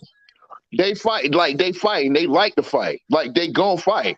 You know what I'm saying? They family men and they not with the bullshit. You know what I'm saying? You don't see them out with a bunch of bullshit. You know what I'm saying? You don't see them really maybe I guess you see Bud EJ having a little bit of fun and shit. You know what I'm saying? A little bit younger, having a little bit of fun, a little newer to the game, so to speak. But you don't see, I mean, I'm not in Dallas, my G. But I'm just saying they demeanor on camera. You don't really hear them talking a lot of shit unless you talk some shit to them. And then they talking back. I can see them boys being good friends and shit down the line. For real. 10, 15 years, but I don't think none of the media. I don't know, bro. I just heard both of them saying each one of their interviews that they cordial, but they ain't friends. So character shows. I think Bud. Yo, but Bud is a lot meaner, a whole lot meaner. I mean, even if they was about to fight, we can't even say that because shit, Bud was cool with Porter. Yeah, I mean, but you know, even in terms of character, though, character shows when Crawford get in trouble, he figures it out and overcome it. When Spence get in trouble, he throws a bunch of low blows. I mean, the Lamont Peterson fight, a bunch of low blows. The Ugas fight, a bunch of low blows. The Porter fight, a bunch. That says a lot about your character. Do that with Bud though. Bud gonna throw them hoes right back. He ain't bro, y'all niggas know when you commit to the body, bro, some of them going straight, bro. I'm not gonna sit up there and say I don't think he's targeting the cup, bro. No, he hits way too much not to target the cup, bro. You ain't see the Porter fight, bro? I was at the Porter fight. We breaking you down. The Porter fight. He consecutively hit, like, I think it was like round 4. He literally hit him with like 5 low blows when he had him on the ropes, and that's when the ref was like, "Come on, Earl, you gotta bring him up." What's crazy about that fight too? Warned, but he never get a point taken away. You know what's crazy about that fight too? He was creating a narrative that Sean Porter was the dirty fighter. Heading into the fight. Facts. Yeah, character shows, man.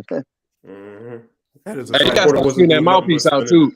He got to stop putting that mouthpiece out too as an emergency parachute. Like that's kind of like not cool. Every time he get buckled, his mouthpiece spit off. Then he get look for it. Then when he start getting pieced up, that ain't cool. He did the same thing in the Van Herden fight. I just can't wait to see this fight, regardless of who wins. You know, and we as fans, as aficionados, whatever you want to call us, man. Like we just really fortunate to see some shit like this, you know what I'm saying, in our lifetime. And plus coming up into the new era with all these new young guns that's coming up, man. It's just an exciting time, man, to be a part of this beautiful sport, man. For real. It's all right. It's all right, man. It's all right. I just hope a whole lot of people. Hold on, y'all. Who that? I got a question. I'm gonna tell you. Like I will say one thing about Bud. I ain't gonna throw him on the bus. Like younger, because I'm older than him, but younger, like he used to pick on my little cousin. You know, he's bigger now. Like Bud was a bully. Like I'm keeping. Oh, you from Nebraska? Yeah. He was a bully. Okay. Yeah. Ugly ass niggas is like that and shit. I'm keeping it. I don't live there no more. I'm saying I'm keeping it 100. Like you know, I'm older than them, but I'm saying like I remember younger, like my little cousin Clifford, because they grew up on Lattimore. You know what I'm saying? It's kind of fucked up, like me seeing like damn Bud turned out to be Like it's kind of crazy, like, you know what I'm saying, to see that, like, you know, the time, like, go, you know, from what it used to be. And I ain't gonna lie, I'll tell you this, even though I'm from there, like, I wasn't going for Bud at first, and I went what's called with Blu-ray, because I'm in the strength and conditioning, you know, business. So I'm kind of like, I look at that. But then when I seen EJ get injured, it kind of changed my whole perspective, because I know what happens when you got two athletes and one get injured, and they both are close to the same peak. That athlete that got injured is gonna take them twice the type of work, and that ain't including recovery time, to try to edge to get to where the other athlete is. Not trying to say that the other athlete's gonna stay better than him, but it's like I don't think EJ have enough time. I mean, considering like catch up, to catch up, and Bud was healthy, taking no bad foods, no drinking, no none of that stuff. So it's kind of like that's where I feel it. And then I keep saying that when Bud switched right hand, I don't care what none of the people that's EJ fans. I'm nothing against y'all. Like, I keep in mind, I was looking at EJ in 2013 and 14, and I'm not trying to say too much, but I'll just say this: anybody that was saying about that sparring when they say that Earl got off on Floyd, that when they got this sparring, what people don't talk about, Floyd had just got out of jail. That was for the Guerrero fight. Look this up. Floyd had just got out of jail, and Floyd had did what 2 7-8 minute rounds. And all this stuff could be checked out. Like, and this ain't me making this up. None of all these receipts can be checked out. Like, if Floyd was fresh out of jail, huh? Floyd said that. Yeah, I heard him say it. He said I heard him say it. Yeah. Okay, I'm saying, I'm like, oh, you lying? I'm saying, like, I say this stuff can be verified. But basically, what I'm saying is, like, people don't realize Earl was messing with Blu-ray at that time. So meaning, what happens is when Floyd get in the ring, usually when he spar, he don't like do what people thinking he do. He get in there and bang. Like, it kind of like it's weird. But I'll just say this: that day that they was going tit for tat, it wasn't no like Floyd just beating nobody ass. It was almost like nobody ever saw somebody like just go back at it with Floyd. Like, it was kind of like they never saw that shit before. Usually Floyd, even if he didn't spar 3 or 4 different people, his conditioning was on a whole other level. But he had been in jail, and then, he got some licks off, and by him tagging it, Earl and getting the respect. They took that little sparring session, and they're not gonna tell you, or they'll ask you about Earl when he sparred Floyd after that. And you hear interview Earl, you read between the line, Earl say, "No, I realize he real strong. He like a cat. You can't just do what you want to do." Meaning that the pressure shit must not have been working no more. You see what I'm saying? That's an assumption. That's an assumption. That's not a fact. That's what. No. All I'm saying is this. Everybody. That's how he got his reputation. It was because of the sparring with Floyd. That's all I'm saying. Like the hype was from that era. Can y'all hear me? I mean, it was though. That is really. I mean, because we got a lot of. I'm talking about when you said that the pressure must not have been working. That's an assumption. No, because the first time, you gotta realize, like, Floyd does not how we thinking. Floyd, when he's sparring, he don't get in there and like he moving. No, Floyd get in there and bang. Like it's kind of, that's why I'm surprised he don't got no fucking head damage. I guess because he got on gloves, but Floyd get in there and bang. And after the sparring, when he because he got back in shape, that's when he didn't bring Earl back directly. Floyd's smart. Floyd waited till he got back in shape. That's when you heard you heard EJ say on the interviews, like maybe like 8 or 9 months after that, he's like, yeah, Floyd after the end, how strong, and Floyd like Katie, like he need to go ahead and just step down, let me take over the welterweight division. That's when he started asking Keith Thurman, because you got to realize Keith Thurman was calling out Floyd then. He was like Floyd's mandatory at that time, and he started trying to put EJ on him. While you beat him, you can fight me. You can look all this up. We remember he said, I'm gonna vacate my belt and tell Keith Thurman fight Errol for it. We heard all that. Yeah, that's that was when he was like, I'm fighting either Andre Berto or Kareem Mayfield. Question for the panel. Glasses on and shit. I remember that shit standing outside. Yeah. Yo, can y'all hear Question me? for the panel though. Yeah, we can hear you, bro. Yeah, go ahead, pop your shit, J Mac. Go ahead, bro. Oh. Y'all go ahead. Maybe something going on with his mic, man. Y'all go ahead. Question for the panel. Since Keith was calling out Floyd, how would that fight go? You said what, boxing nerd? Keith and Floyd. And we're talking Keith before the injury and all that other stuff. Floyd would have walked his ass. Floyd would have walked his ass down. Yeah, he learns too much. He would have walked him down. Thurman stopped getting stoppages at the top level, and that's why I mess with Buzz so much, because Buzz still getting stoppages at the top level, but at the top level he stopped getting knockouts. At the top level. Yeah, injury played a key. Here, Mr. Q. Here comes Mr. Sean Porter wasn't the top level. Oh my God! Sean Porter wasn't the top level. He was the top. He was the top level. He was the top level in the sense of he was one of the best. He was an ex-champion. He was at the top level in terms of he was the ex-champion. But if you really want to get technical about it, Sean Porter was really Well, Danny Garcia is kind of the runt, but after Danny Garcia, Sean Porter is really the runt. Was the runt out of all of them? Really, He had to do it What I'm in saying is style. Porter was never He stopped. didn't Porter really never came stop close to Pop. being stopped, and He Bud didn't really stopped him. stop That's all I'm Porter. saying. I mean, He really stop, didn't but he stop. got He beat. really didn't He stop got Porter beat. though. Hey, He Keith got beat. Thurman. Did Keith Thurman stop being able to put his shit together to get at the elite level? That's what it was to me. It ain't about who he was fighting. If you got a guy like Keith Thurman who try to set traps, I just didn't think he could put his shit and put his power effectively together at the top level. So This for due Mr. to Q. My bad, bro. Go ahead. So this what I'm due to saying, the lack David of Abbott. due Oh, to, go due to ahead. the lack of his time in and out the ring, look at what Keith did. But I don't think Bud hits harder than Keith. I think he got the harder punch, but I don't think he can put the punches together to get the knockouts. Two different ways I of agree. how dudes knock each You other out.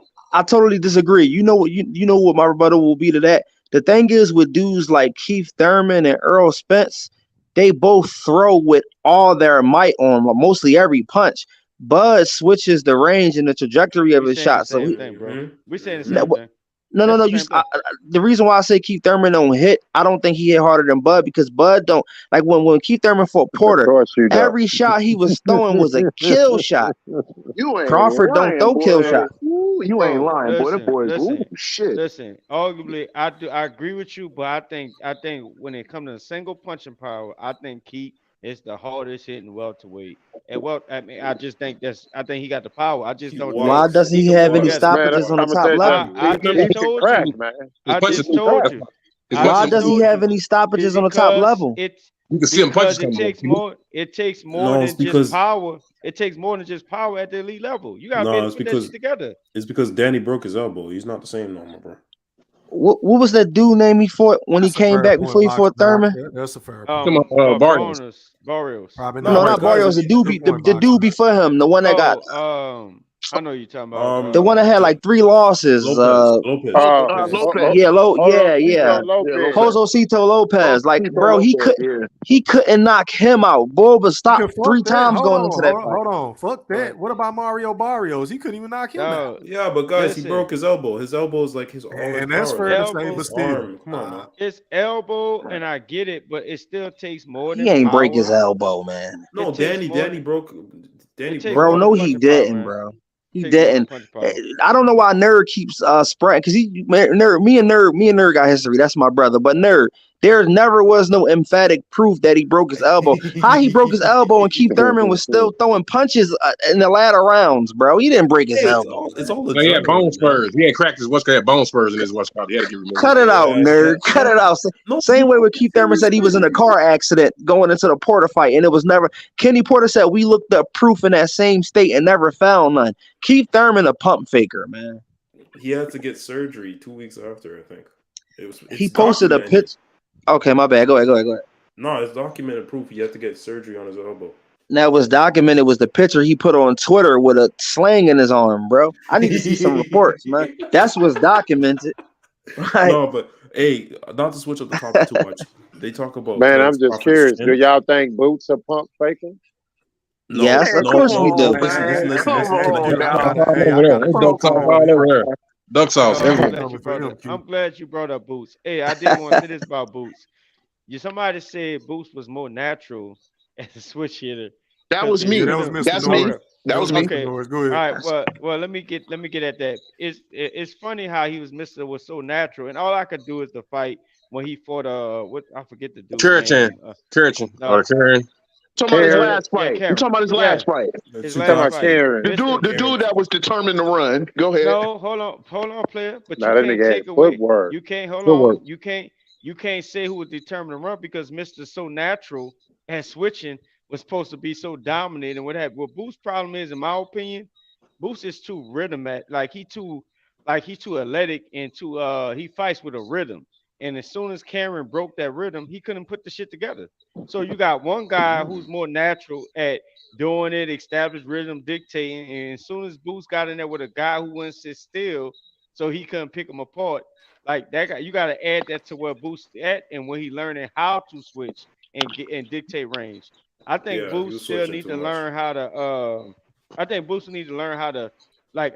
The dude know how to fight and he definitely a talent, but I think he just like too much of a athletic guy on what he do. It's like he fight like at a beat in a certain rhythm. You saying And he as be soon as doing somebody too much? So you saying Nah, he you know rely? the problem You with saying he Boots? rely on no, his no, no, no, no, no, no, athleticism? no. I'm not saying he's doing too much. What I'm saying is he depends on a certain rhythm.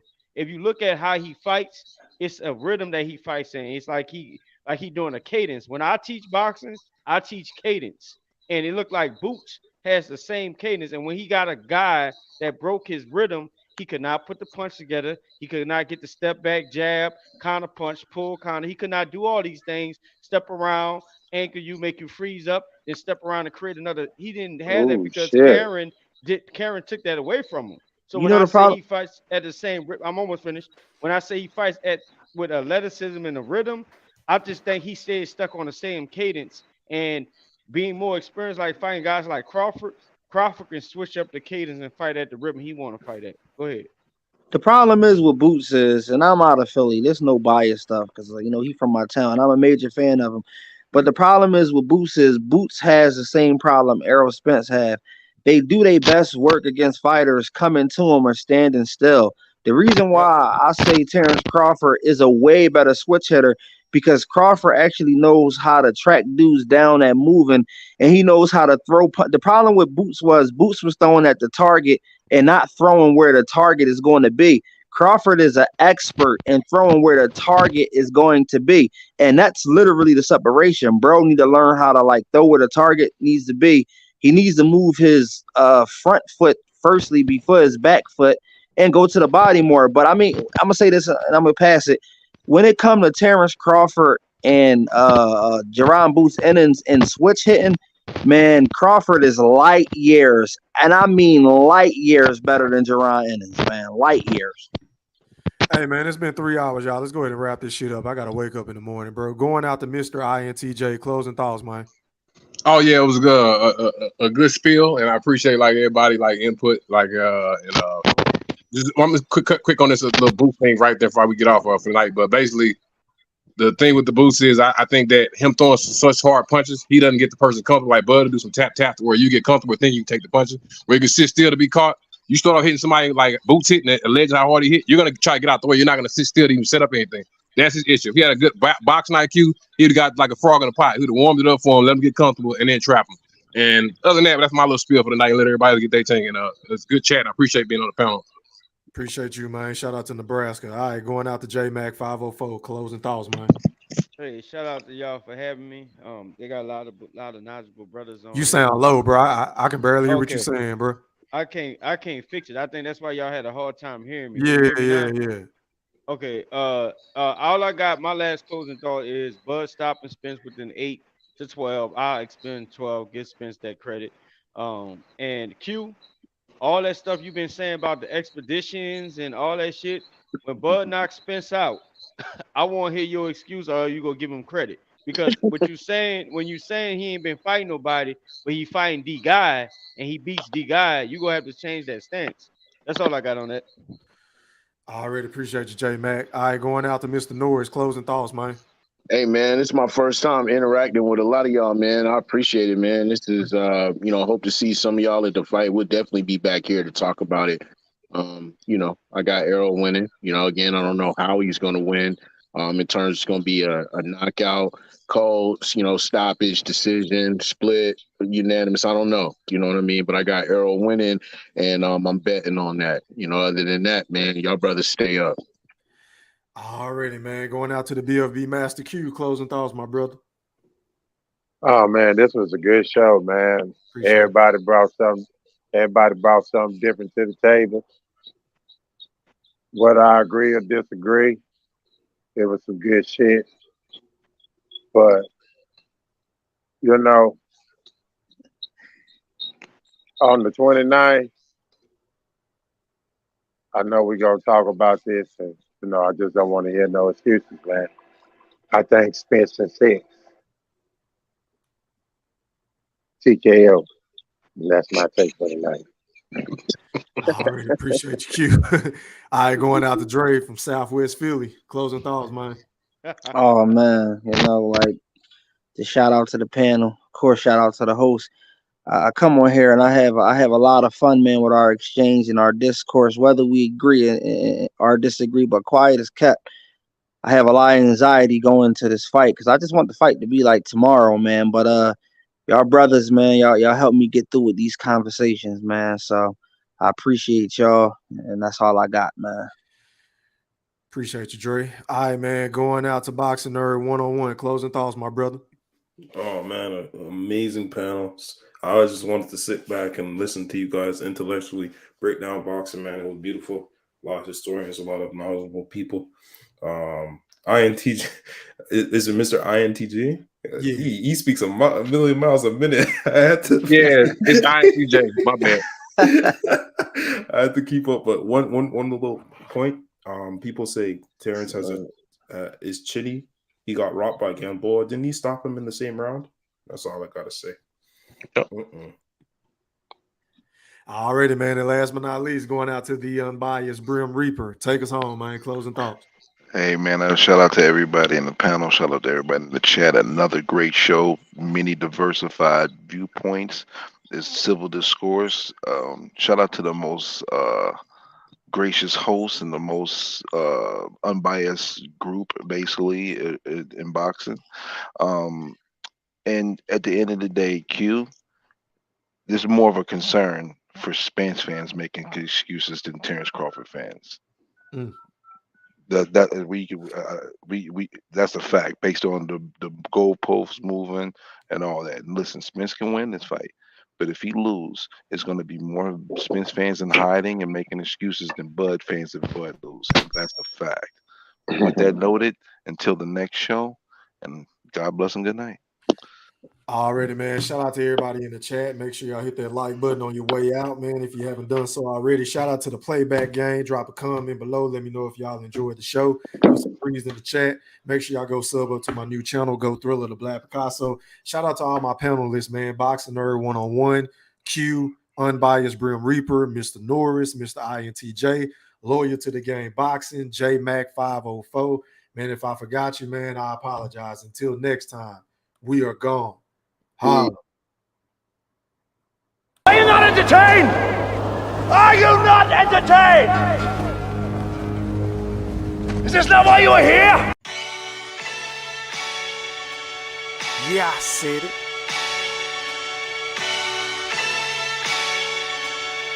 Yeah, I said it.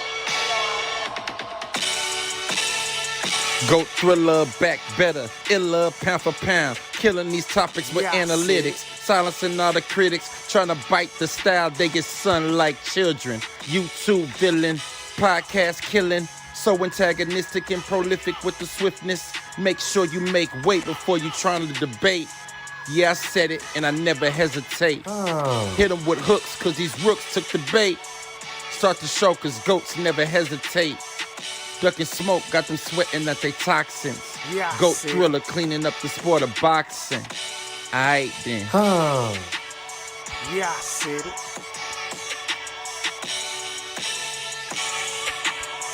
Yeah, I said it. I fucking wait.